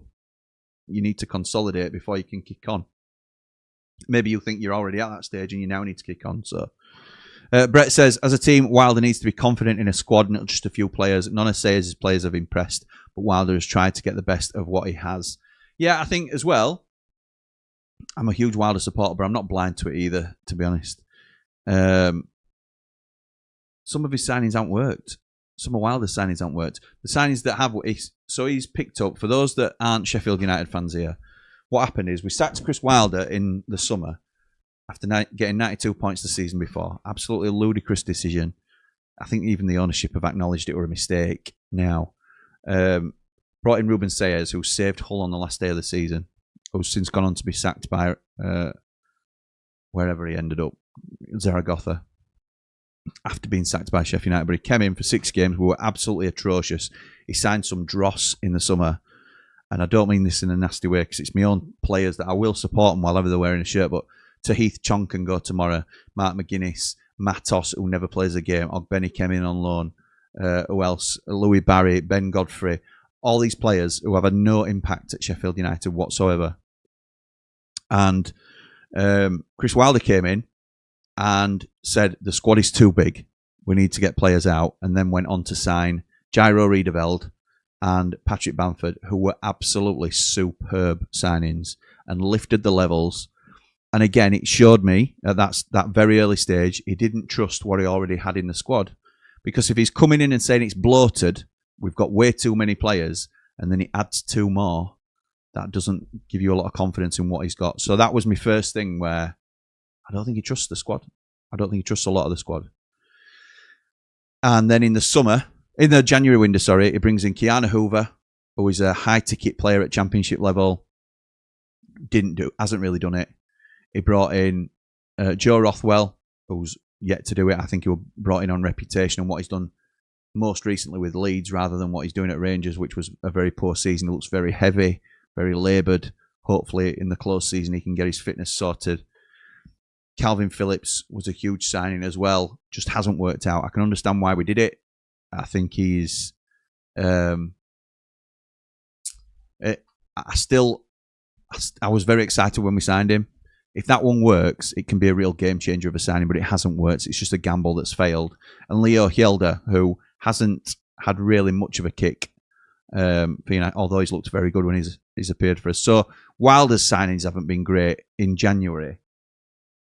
But, I still trust him with a rebuild. I think there's a degree of panic padding going on there as well. We obviously terminated Louis Barry and Ben Godfrey.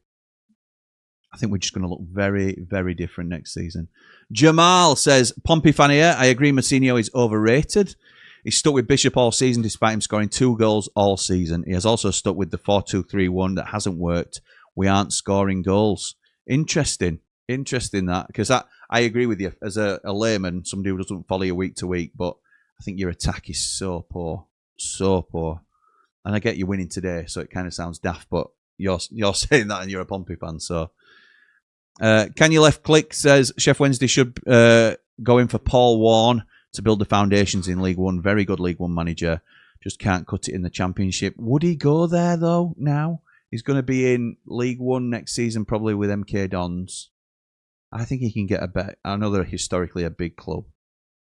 And if they'd have done it mid-season, then maybe. But I don't think he'd go there now. Because they're like a bit of an empty shell. They have got the name and the history, but everything else is empty. It's tricky now. The only Sayers player who has worked is Bindon, to be fair, says Tom. Yeah, that's fair. That is fair. And he's a bit of a redemption arc story, isn't he? In terms of he started off like exposed and was dropped by Chris Wilder when he came back in, and then he's worked his way back in through injury and suspension and kept his place, and he's there on merit. Jamie Dumpling. Dingo Dumpling says, hey up pal, hope you're well. Interested in the potential lineup also since you didn't answer last week. How are you out of 10? Thank you, mate. You've just joined, but somebody's already asked me that, and I would say I'm a 6 today. I'm a 6. How are you out of 10, Jamie Dumpling? That is something that the Community Foundation at Sheffield United are pushing as their mental health initiative. Don't just ask your mates, how are you? Because it's easy to just then give a throwaway, I'm all right, mate, how are you? Which is what I do all the time. We're about to kick off second half, by the way. How are you out of 10? So they have to give you a grade. And then you'll know whether they're all right or not. Kicked off. Second half. And timer will catch up in a sec. Jamal says, never a red card, by the way. We are destroying them with 10 men, but need to score a second goal, which we'll struggle to do. I wouldn't say you're destroying them. I'd say it's still disappointingly even from an Oxford point of view. They're not really taking advantage of the extra man. I thought it were a red card as well, Jamal, if I'm honest. I thought he scissored him from behind. Not got the ball. It were a red card all day long for me. Dumpling says, also with transfers, it's not like we have a manager that has a good reputation of working with little money or something. For me, it's a Stonewall Red, borderline scissor challenge. Dad says, Jim, with joining us in the Boozer, guys team, second bottom in the German league, would you take him back if available? I would take him back tomorrow. We're not going to get Vinny Souza back, Daz. We're not going to get it, unfortunately, in my opinion. Vince says, afternoon, Jimmy. Do you think Cov should go for Hamer, or do you think he's past it? What are the Blades' main aim next year? Top 6 or autos? Play up Sky Blues? We'll always be aiming for top 2, pal, but I think realistically it's top 8, obviously. Get as high up in that 8 as you can so you've got more of an advantage. And I think that's achievable. Top 8 is achievable for us next season. In terms of Gus Hamer, he's not a Premier League player. He's not, I'm afraid. I think he's gone. I think you know as well as we do what Gus Hamer can do. I think you saw better out of Gus Hamer than we did. Pompey want a pen. Long ball straight down the pipe. We're going to see it again here. Brown with his arms all over his shirt, and it's you're never gonna get that. It's 6 of one, half dozen of other. Nah. Helic clears it. Nah, you're not going to get that. Yeah, in all honesty, you probably saw slightly better of Hamer than we did, although we've seen brilliant bits from Hamer. Really likeable player as well. Such talent, but he's so inconsistent. And I don't think we've ever really got the best out of him, if I'm honest. His stats will tell you different. At the moment, I'm saying this, and he's top of the assist charts. So if you're watching him, a little bit like we've said about the Pompey situation, if you're watching him blind and you don't know much about the team and you haven't been watching him regular, you'd say, well, of course, Gus Hamer's got a brilliant reputation in Championship. He won Championship Player of the Year last season. He's top at assists chart. Whereas a Sheffield United fan, I can tell you, he's not been impressive this year. Oh, what? He's won a piece! What a goal that is! So, well, I say what a goal, but it's just a little bit out of nowhere. Brody Spencer's scored from the left-back position. I was hesitant then because he looked like he might have been offside. But it's a chop inside from the right-hand side. I assume it's Mills, who shoots with his left foot. It's parried by Schmidt. And Spencer's the first to react to the loose ball and puts it in past him. Let's just have another little look.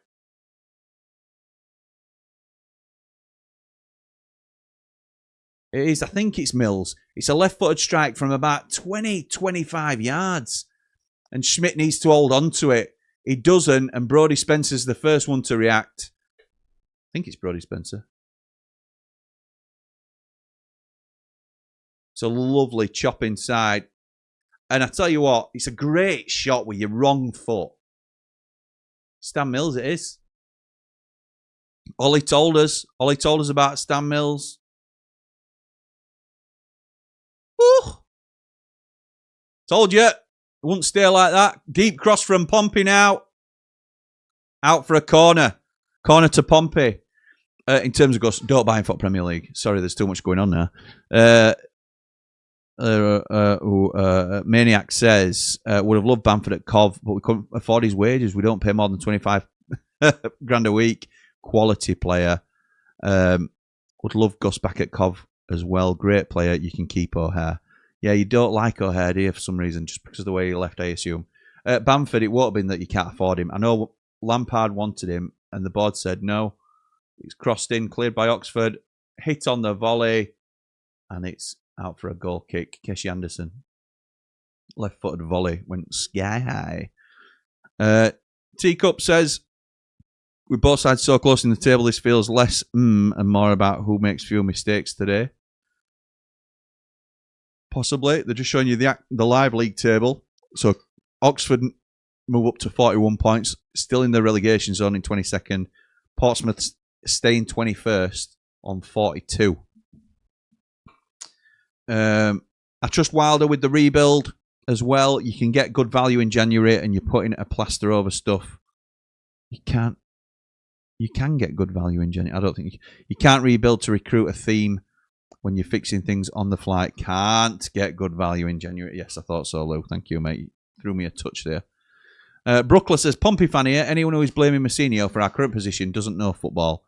We have about 10 injuries consistently throughout the season. See, as a layman, I don't know about your injury situation, but I think he's getting a lot out of what you've got, and I mean that respectfully. Right, Teacup, this makes more sense now because you've rewritten it. With both sides so close in the table, this feels less about the quality and more about who makes fewer mistakes today. Yes, I think it comes down to desire, doesn't it? A little bit. Not necessarily fewer mistakes, but who wants it more? Who wants it? Because a draw isn't great for either side. It's great for Leicester. You'd want a winner here, really, if you're wanting Leicester to go down. To answer your question, I'm a 6.5 today. Could be better, could be worse. That's good to hear, Dumpling. Better, I won't want you any lower. Dumpling will be contributing to our Sheffield United versus Hull watch-along on Saturday. Thank you, my mate. Free Shot says, Jim, I used to watch your FM24 Sheffield United save. Where did it go? Can't find it. I think we pulled it, to be honest. I think we pulled it. It was... And we're only half in. And I never do things half-hearted, but I thought it was something that we're going to get a bit of traction for the channel and stuff like that. But I wasn't really into the game, so I didn't do it. I didn't see it through. But if I'm going to start playing again, then I'll stream it. But I'm not going to just start playing to stream it, if that makes sense. Corner to Pompey. It's cleared by Brown. It'll be recycled by Pompey. Again, Oxford don't have a man up top. Crossed in, but it's collected by Cumming. I'm a 4 out of 10 consistently, but that's because I'm petrified of what is happening to our country. Oh, Barry, mate. Oh, you're okay, pal. Yeah, it's a wider question, that, isn't it? It's a wider question and a wilder discussion point. That looked like a corner to me. Bryce says, please remember the Ramble FC family is a family-friendly channel. Keep the chat clean and friendly. I was happy to see all views antagonistic or inflammatory remarks and comments, and the user will be removed. Bry does not mess about. It's good work. I know Schmidt will want to do better with that, but it's a really good effort from Stan Mills. They're just showing goal again. Gus is frustrating. His stats are so good, but it's just the consistency. Gus here, mate. He turns up for about 10 minutes every game, and he's unplayable at times. But there's no consistency to performance, like Jack says. Cooler King says, Rothwell is a prime example of what you're talking about when you say Wilder maybe hangs on to long-term targets too long, signing them on what they were like 2 or 3 years ago rather than currently. I agree. And in his defence, Rothwell was still very good 6 months ago for Leeds, or 9 months ago now. But there's 6 months worth of evidence at Rangers where he's been really poor. Why aren't we doing a little bit more recency digging on that? Lancashire. Okay. Long ball in. From the throat. Oxford try and recycle it, but it's cleared by Pompey. Ollie says, who is the best out-of-work championship level manager at the moment? Interesting question. I don't know. I can't think off the top of my head with stuff like that. But you'll have to see if anybody in the comments has any suggestions on who might be a decent championship level manager. Because that's the thing as well, isn't it? It's all right not being happy with your manager, but who's going to replace him? Who's out there that is better than what you've already got? Because if there isn't, then you're struggling. You know, if it's top end, then you might say somebody like Sean Dyche might come in. But you've got to be top end then, haven't you? It's not going to come to a Pompey or something like that. It won't even come to a Sheffield United, I'm sure. Not that we want a manager, because we're happy with ours, but here come Oxford again. Mills crosses into Brannigan. Shot, deflected, corner. Are the teams out? United line up out in 2 minutes. Let's have a little look. Has the team I said been picked? I'm a bit anxious now because somebody obviously has told me that the team is going to be out.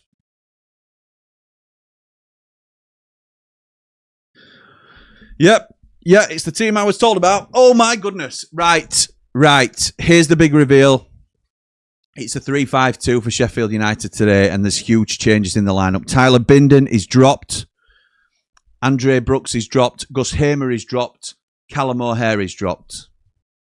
They're all on the bench. We are going, and we'll talk to Jordan about this more, as Mills fires it across the goal. I tell you what, I do like the look of Mills. I do like the look of him. This is a 3-5-2 for Sheffield United. It's a back three of Tanganga, McGuinness, and Hjelde. Sarikia, right wing back. Burrows at left wing back, like both of those. Rothwell as the 6, as the holding 6. And Samari and Peck as the 8s. No 10. Bamford and Cannon up front. Let me know what you Blades think in the comments about that. We broke it in the Platinum chat that there was going to be some big changes to the side. We broke that yesterday. Get involved in the Platinum chat if you're not already. And yeah, that is where we are. That is where we are. I'm just gonna huge changes. 3-5-2. Crazy. That's really interesting. Really interesting.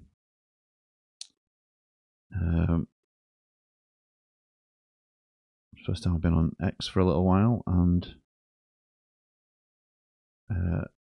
sorry to those that I haven't replied to the messages, but I've not seen them. Okay. See what people are saying. Do you have a Discord server, says Can You Left Click? No, we don't. We sort of dabble with the idea, but I don't want to spread myself too thin. We've got WhatsApp groups. So for channel members, there is a Ramble supporter team Ramble group. That's like a £3 tier. Then we do a £5 tier and a £10 tier for Ramblers and Platinum Ramblers, and you get different levels of access as to what we do there, pal. Maniac says, let's all sing together. Mind the gap, Leicester City. Mind the gap, I say. This is a result that they'll want. Brody Spencer's just been given a yellow card. Line up out in a minute, says Eustace. Bri Cassidy says, do you want to look good in some top threads? Head over to bladesramble.com for all the latest Ramble merchandise and step out in some top gear. Keep it Ramble. Love that, Bri. Thank you, mate. Cooler King says, I've just bought me a red Blade Ramble t-shirt, Bri. 10% off too. Yes, Cooler King. What a boy. Love that. Rothwell, towards the back end of Leeds promotion push, was an essential reason we went up. Surprised he's struggling. So are we, pal. So are we. But what you've done is the same as what Chris Wilder's done and thought, oh, Joe Rothwell, good last season in Championship and the season before for Southampton. Good player. If he's available, we'll have him. Not looking at the fact he's been crap for Rangers for the first 6 months. Half time in the Wall game. 0-0, says Daz. Teacup says, apologies for the typos, y'all. I'm still waking up. Need more coffee. Need more coffee. No problem at all. No problem. 3-5-2. Back to the old ways, says Jamie Dumpling. Bisto Brett says, I would have predicted 3 at the back. Big changes, and I like the idea of trying this now. I do. Well, I'll send more on our watch along. This isn't a Blades stream particularly, is it? But it's really interesting for us Blades fans that he's reverted back to it. Oh, it's a missed kick from, I think it's Pert Harris. Oh, unlucky lad. Actually quite annoyed he chose to change it now. Stubbornness, in my opinion. Harsh on Binden, that. It is harsh on Binden. I'd have had Binden in for McGuinness, probably. Jamie says, I swear, CW said in the presser the other day, he was committed to 4-2-3-1. Never trust the bloke as much as I love him. Jack up because he's not here next season. Possibly. Russ says, hey, you know me, Jim, 3-5-2 all the way. The personnel choice is interesting, though. It's a huge message in it, Russ. A huge message to some players. What a tackle. That's a great tackle. No, you're not going to give me a yellow card for that. Oh, no. Will Volks. You can give me a yellow card. We don't like Will Volks, but...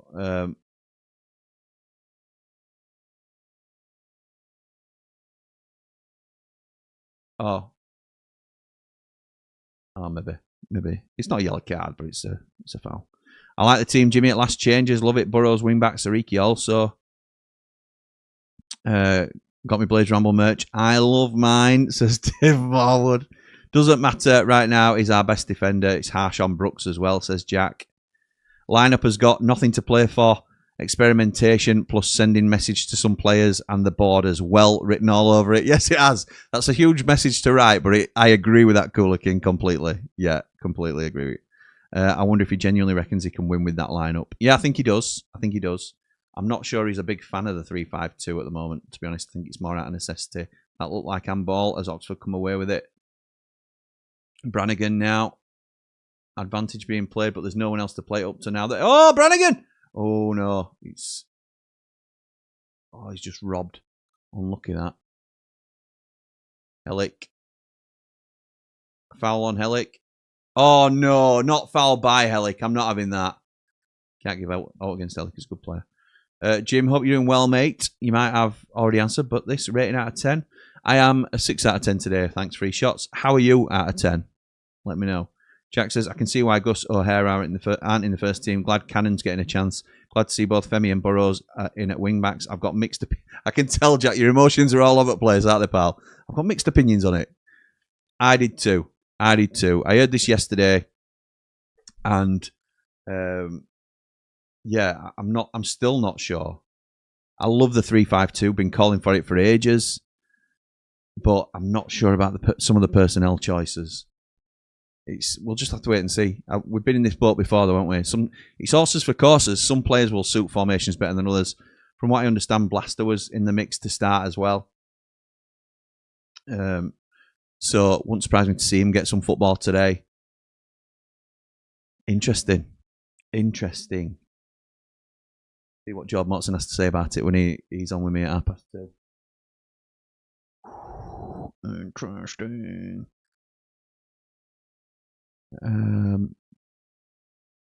Daz says Hjelde should have been given a chance before now, and I'd have dropped Tanganga instead of Binden.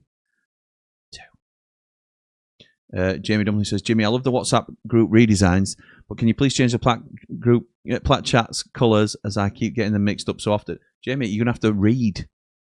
You're gonna have to read what you're putting in, not rely on the pictures, because the platinum, the writing is in a platinum font. I just think they look loads better. Loads better. Oh.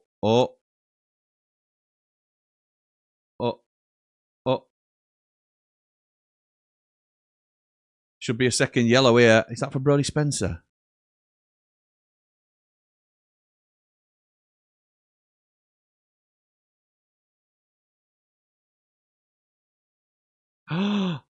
Devlin's run across him where Brodie Spencer's chasing him back, and he's been tripped up as he's away from him. That's a yellow card all day long, and Brodie Spencer's already been booked. Why is he not sending off Brodie Spencer there? That's disgraceful. If you pump it, you go in barmy at that. Because he's away.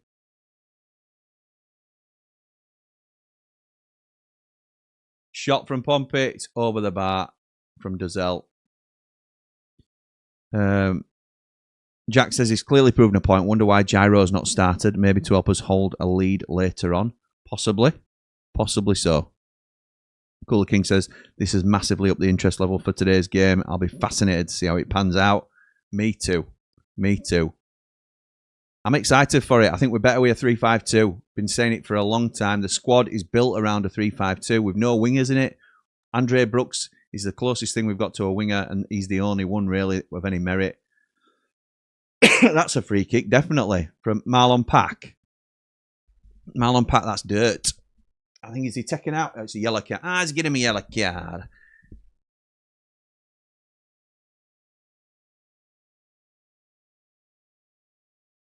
And you as well, you effing W, he says to Lino, does Pack. Tell you what. Oh, Pack, that's naughty, that. It's almost an elbow. No, it's shoulder, to be honest, but it's not good. Not good. Hugh says, out in the sunshine watching you on my mobile phone now. Nice one, mate. Marlon Pack. Big poo house, isn't he, basically? I don't mind them sort of players. Brannigan's same for Oxford. I don't particularly rate Pack as a great player, but I do like him as a character.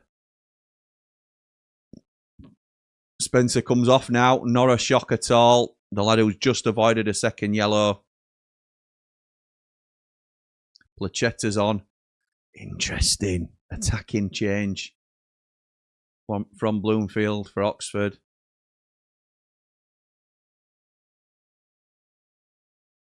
I like Mills. I like Mills. I'm going to have more of a look at him as time goes by. No striker on the bench, not even Ings. Even with 2 up top, shows how much he's rated. Possible. But having said that, if Ings isn't fit, we know Campbell's not fit. Still got some great attacking outlets in O'Hare and Hamer on the bench.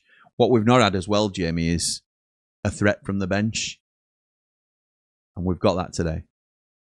Jim, come on. Jamie only understands the pictures as he's not old enough to read. Joined up right. Bit harsh, Darren, but fair. Hello, my friend, says Shark. Hello to France. How are you? Very good, thank you. Corsica. All right, okay. Welcome to the chat, mate. You're more than welcome.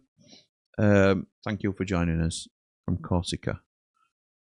Paolo says, hi, Jimmy, mate. I'm so glad he's gone for 3-5-2 and shook the Blades team up. It needed a change. I just hope Rothwell can show us what he can really do and shine in this match.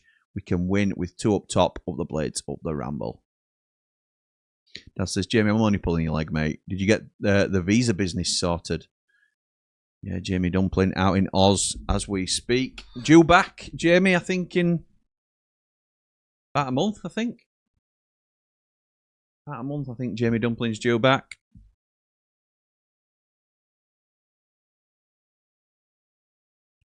Oh, my goodness. Oh, exactly right on the team. Thank you, Baldwin, brilliantly. Oh, yeah, George's saying I need to send him a link. He's absolutely right, I do.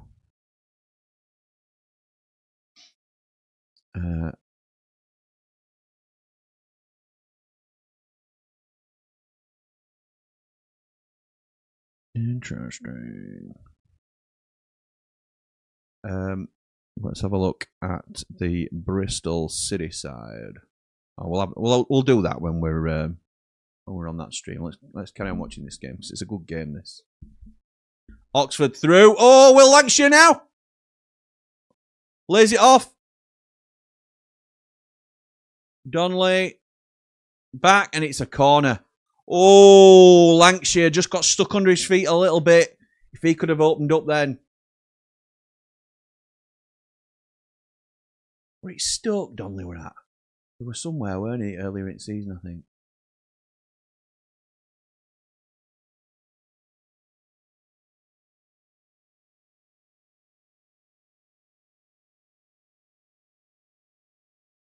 Okay, 69 minutes on the clock. Corner to Oxford. Looks like Dazell's trying to take Lancashire's shirt off.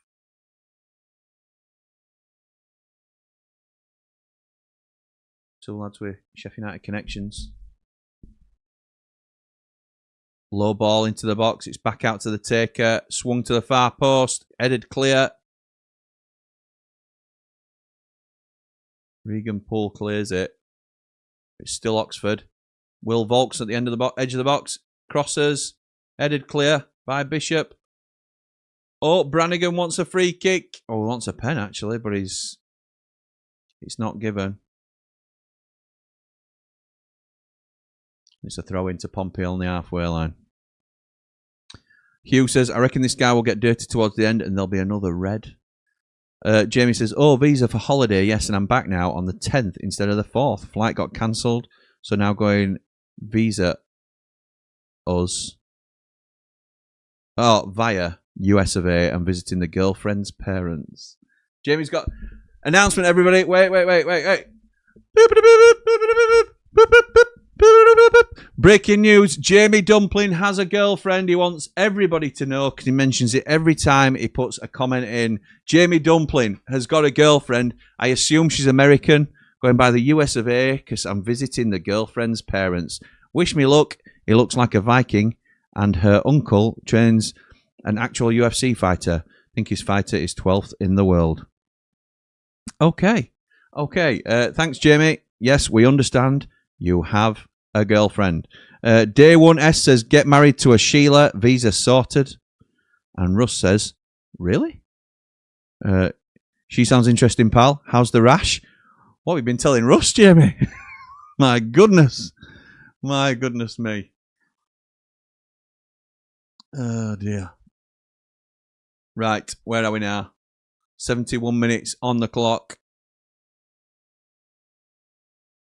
Placetta polishing his ball with his man bun. Polishing it nice for Brown to take the throw. Long throw towards the... Not quite towards... Yes, towards halfway and just out. He sort of bounced and went out of play. Okie dokie. Let's see if I can set Jord Motson up actually with Linkus Maximus.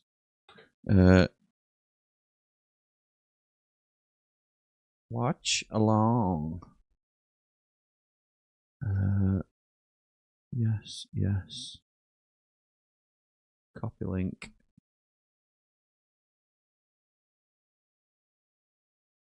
See if this works. I might have to send him another. Jord Motson, the man on the mic. Pain in the match where I sound so right. Sheffield's pride, every fan can see. Beep, beep, beep, beep. Time for another Tara update. And Russ, the rash has gone. That's good to know, Jamie. Keep using that cream 3 times a day. Russ gives you a thumbs up as well, pal. It happens if you've not been very active for a while. I get it. Time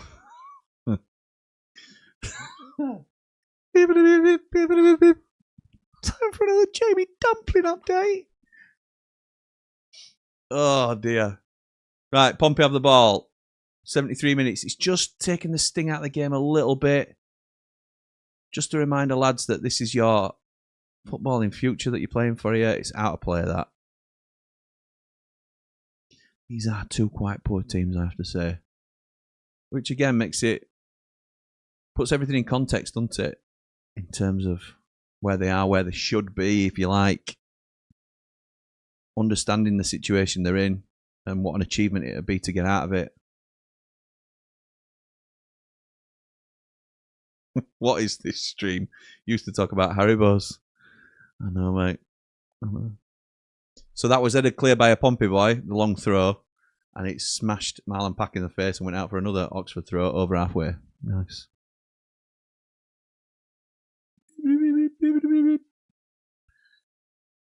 Back to Hellick from the throw.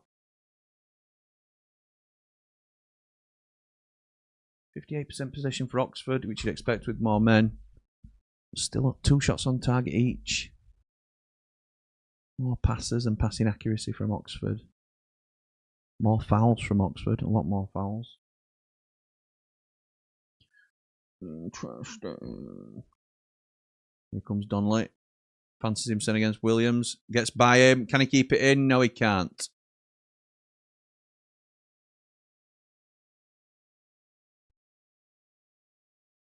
Not great. Not great. Pretty poor, to be honest. It's got a bigger receding airline than me, is old Donnelly, lad. Lee told me I need to look back at some of the older rambles we were doing and notice the difference in my airline, which were probably down here or something. Why would I do that, Lee? Would be my first question. Why would I want to do that?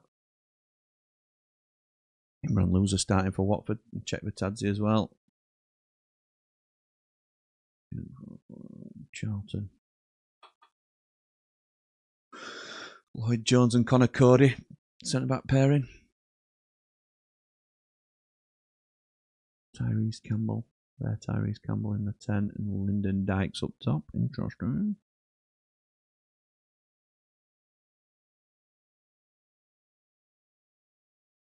Still 0-0 at the Den. between Millwall and Norwich. What does that do to the top of the table? It moves Millwall.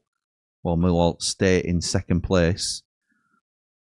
But they've then played 3 games more than Ipswich, who have got, who are 4 points behind them. So good. This league is incredible.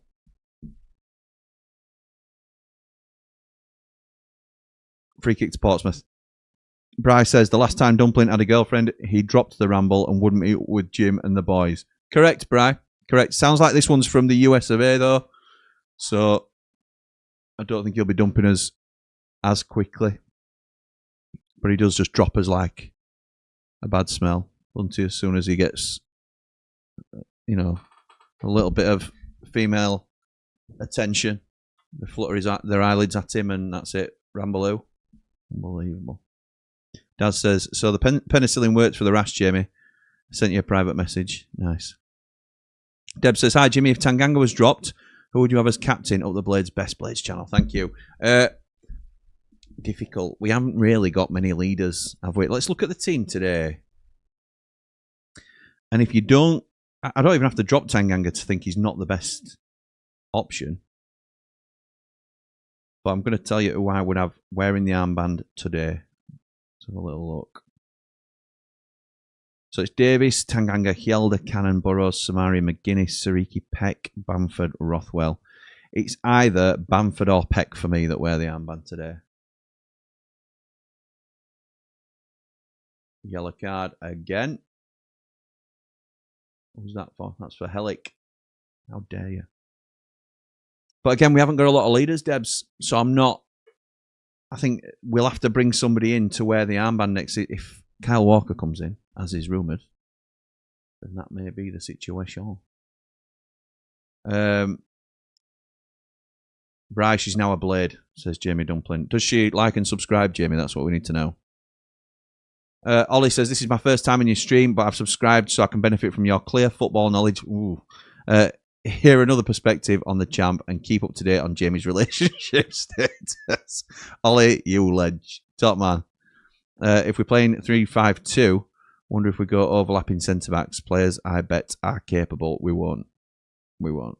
I'll be very surprised if we do, Jamie. I think it's a reluctant 3-5-2, if I'm honest. But I'm very happy that we are trying it because I think there's an opportunity here for players to show a much stronger performance in a 3-5-2. I'm not saying we have to do this. Oh, it's a lovely cross into the box, but it's cleared by Brown. Good header by Caballero. And it's cleared by Oxford. Right, Oxford now coming forward. Mills on the right-hand side was played well today. Takes his man on and wins a corner. No, he doesn't. It's deflected, but then cleared by the second Portsmouth man. Kept in play. Deep cross. Headed clear. And just about... Yeah, it's an Oxford throw deep in the half.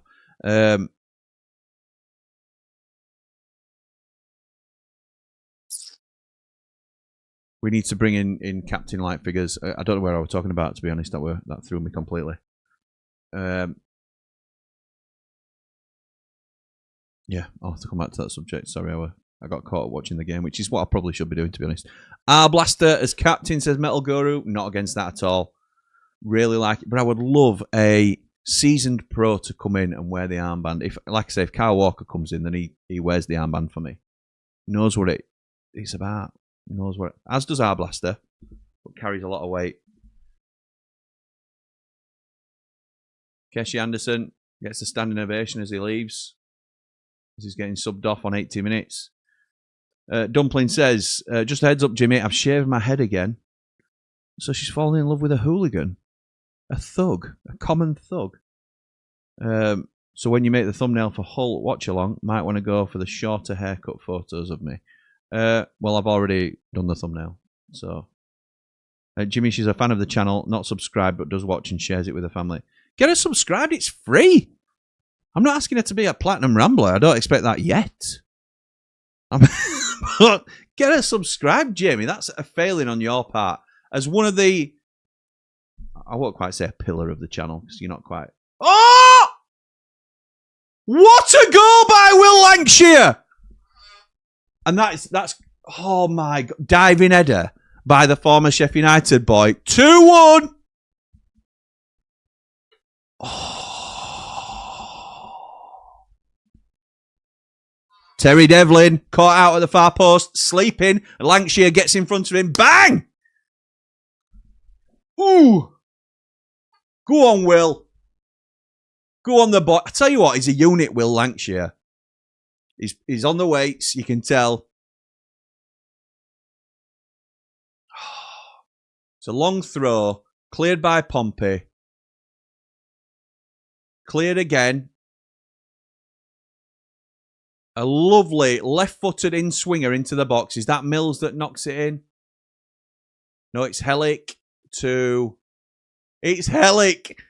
Hellick crosses it in to Lancashire, who gets right side. Wrong side if you're Devlin, but the right side of Terry Devlin.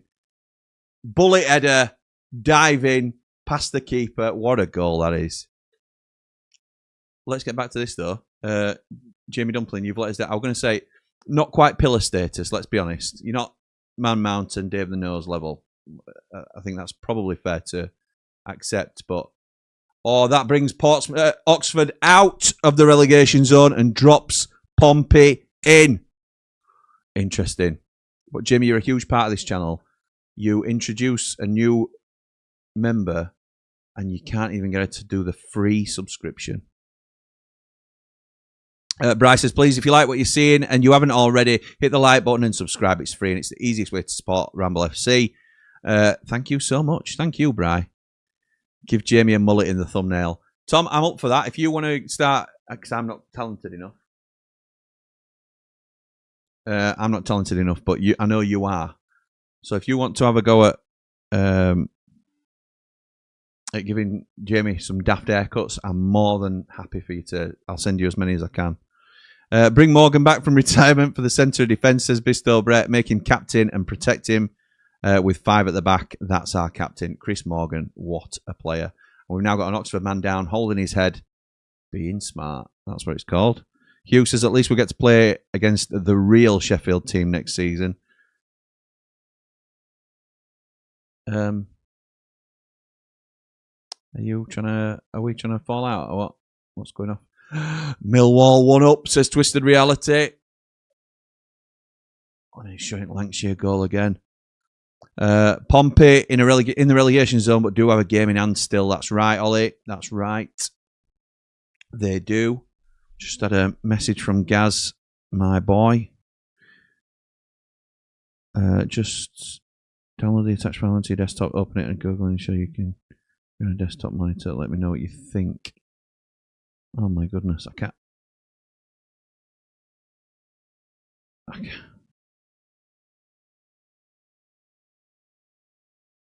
I'm desperate to look at that, but I'm in the middle of a watch along. Oh, people sending me exciting things. Being smart, says Tico. Yeah, that's what it is. It's gamesmanship, isn't it? What a result this would be for Oxford. Would you not give Gyro the armband? I possibly would, Liam. He's not in the side today, is he? So I went with today's starting 11. I'd give it to either Peck or Bamford. But I think Gyro's a worthy captain. He's not your traditional captain, but I think he's got the respect of the team. They will understand how good a player he is. I'm not against it. I would also like a traditional. I'd like a big centre-half to come in and be captain, if I'm honest. I'm a bit old school like that. Can't win the game in hand if it means nothing, says Hugh. If we can't win the game in hand, it means... Yeah, true. Come on, Blades, today, says Wayne. Wayne, what do you think to the team? You're going to have to tell... In fact, join me on next watch-along, because we're there in just over 5 minutes. Me and George. And we'll do it. The game in hand for Pompey is Ipswich. Michael, to be fair, when people say that, I don't mean to sort of downplay what you're saying, but the game in hand can be any of the 6, can't it, that's left for them. So, it's, yeah, they haven't played Ipswich twice yet, but they've also not played the other teams twice that they've still got to play. So you could say the game in hand is against Sheffield Wednesday if they've still got them to play.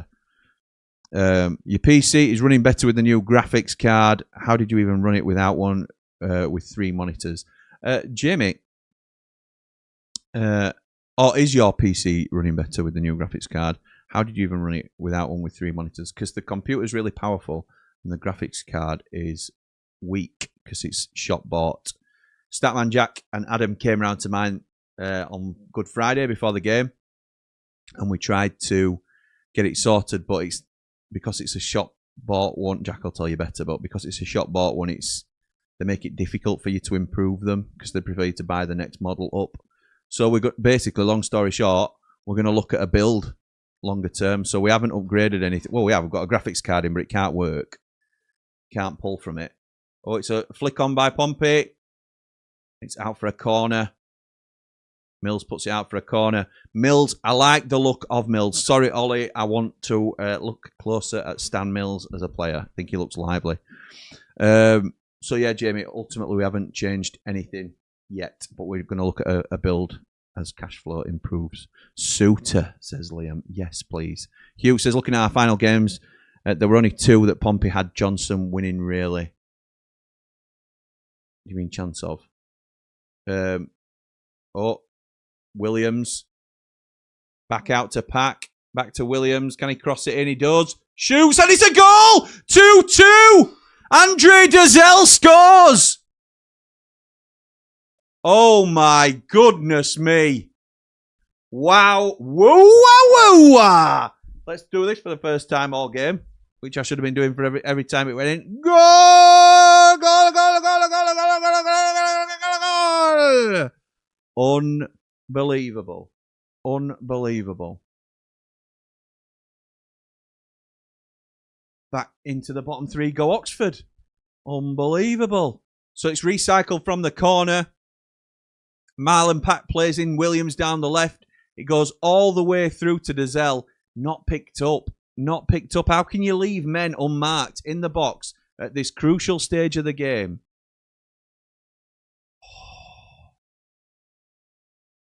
Fair play to Pompey. As I say, I like both teams. I'd love both teams to stay up. So in that regard, a point apiece is probably best, but Leicester will love this. Of the remaining games, there are only 2 that look like 3 points. This was 1, says Hugh. But he also says, nice, after scoring the goal. Mark says, Jimmy, I'm seeing things. Maybe I'm dreaming, travelling back from a holiday in windy Minehead. Met a few Bristol fans. We had a chat. They don't believe they will win. They will win. Easy game then. Fair enough. Fair enough. We'll wait and see, Mark. See if that's true. Oxford bottle, says Jamie. Jim, did you see the Borough fan on a stream reacting to them conceding to Millwall? I did not, my mate. I did not. But I think what we're going to do, next season, we're going to have much more of a focus on this channel on championship content. So there'll be a lot more of this. And we're also going to bring in other fans from other channels. So if you're making notes of other championship channels that you enjoy, and I know we've got fans of other channels now on Ramble FC, just as Pompey throw the ball into the area. Oh, shot from Dazelle from distance, and it's high and wide. I know we've got fans from other clubs now on this channel. So if you have any content creators that you'd like us to work with, I'm more than happy to hear it, because we want to include more, we want to collab more with other channels, get this channel known a little bit more as a championship channel. We will be doing World Cup content in the summer, so we're not going to do a hard rebrand straight away, but that's what we're aiming for. Norwich equalised, says Twisted Reality. Interesting. This league is brilliant. Wayne says, goal, great goal, first since August. It was a good goal. I wonder if you mean Dazelle, because Pompey have scored more than that. But Daz says, would you sell Tanganga back to Millwall if they go up 25 million from Cov and Wall for Gus and Tango? You are living in cloud cuckoo land if you think we're going to know it like that, Daz.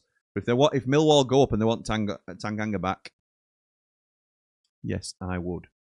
Paul says, afternoon, Jimmy. I'm convinced Leeds are going to the FA Cup final. They've dragged me in again from misery from a Leeds fan. Mate, it's what it's about, innit? That's the roller coaster of being a fan.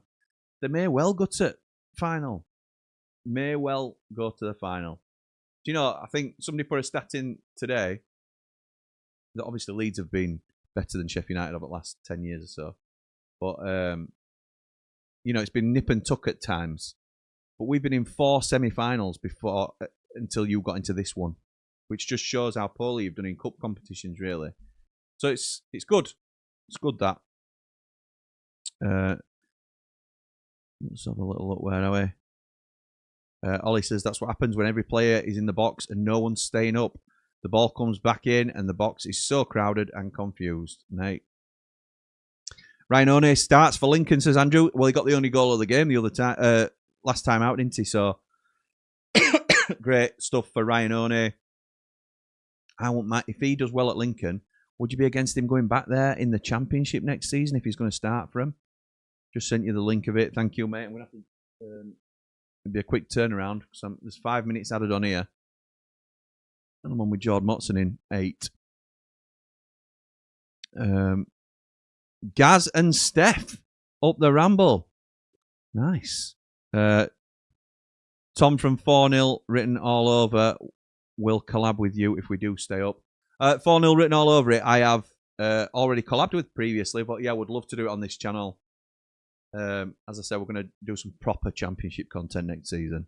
So I love it. It's best league in the world. Pressure on Leicester now, says Daz. I think Leicester will prefer this. I think Leicester will prefer this because they're closer to both sides. Jamie says, next season, try and work with Liam Vizzy, Burnley fan and massive YouTuber. Done work with Sheffield United way before, and with you being bigger than them, I'm sure it's doable. Yeah, I've worked with Vizzy before as well, so I don't mind that at all. I like him as a person. I also do. I've obviously done a lot of work with Joe from Turfcast in past as well. It's an open door for me. Sheffield United, we're welcome. You know, anybody that wants to work with us, happy to do that. Please like, subscribe, and share the channel, says Bri. Costs no and really helps us build the Ramble. You can really help by telling other people about us. Your recommendation is a powerful thing. Al says, Jim, my 2 other favourite Championship channels are from Matt SB from Cov and Ben Bloom of Ipswich. Yeah, so they won't be Championship channels for much longer, are they? All joking aside, yeah, they are fans of those clubs, aren't they? But I want to get them on more often because they'll still talk about Championship stuff, won't they? Worked with Ben before, worked with Matt before. Really like them both as lads. They work really closely with my mate Connor on his channel as well. So yeah, good with that. 4-0 written all over it are really good. The only other Championship club fan channel I'm subscribed to. Love that, Tom.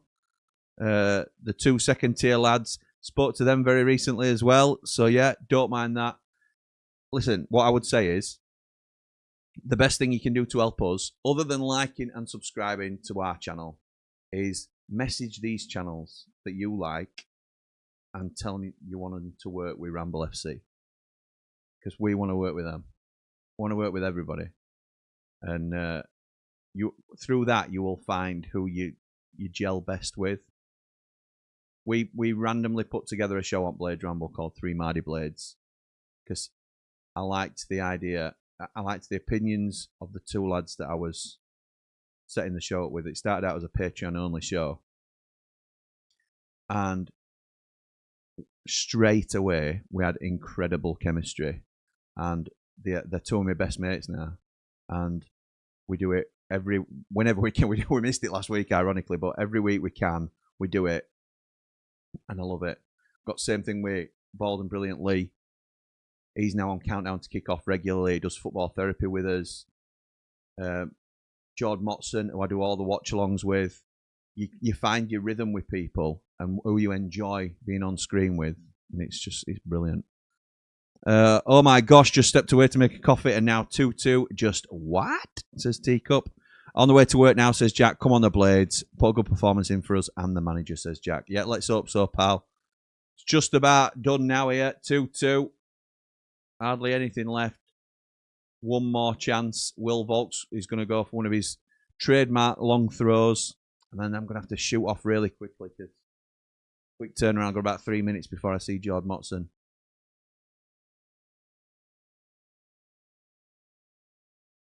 He's not even here yet, is he?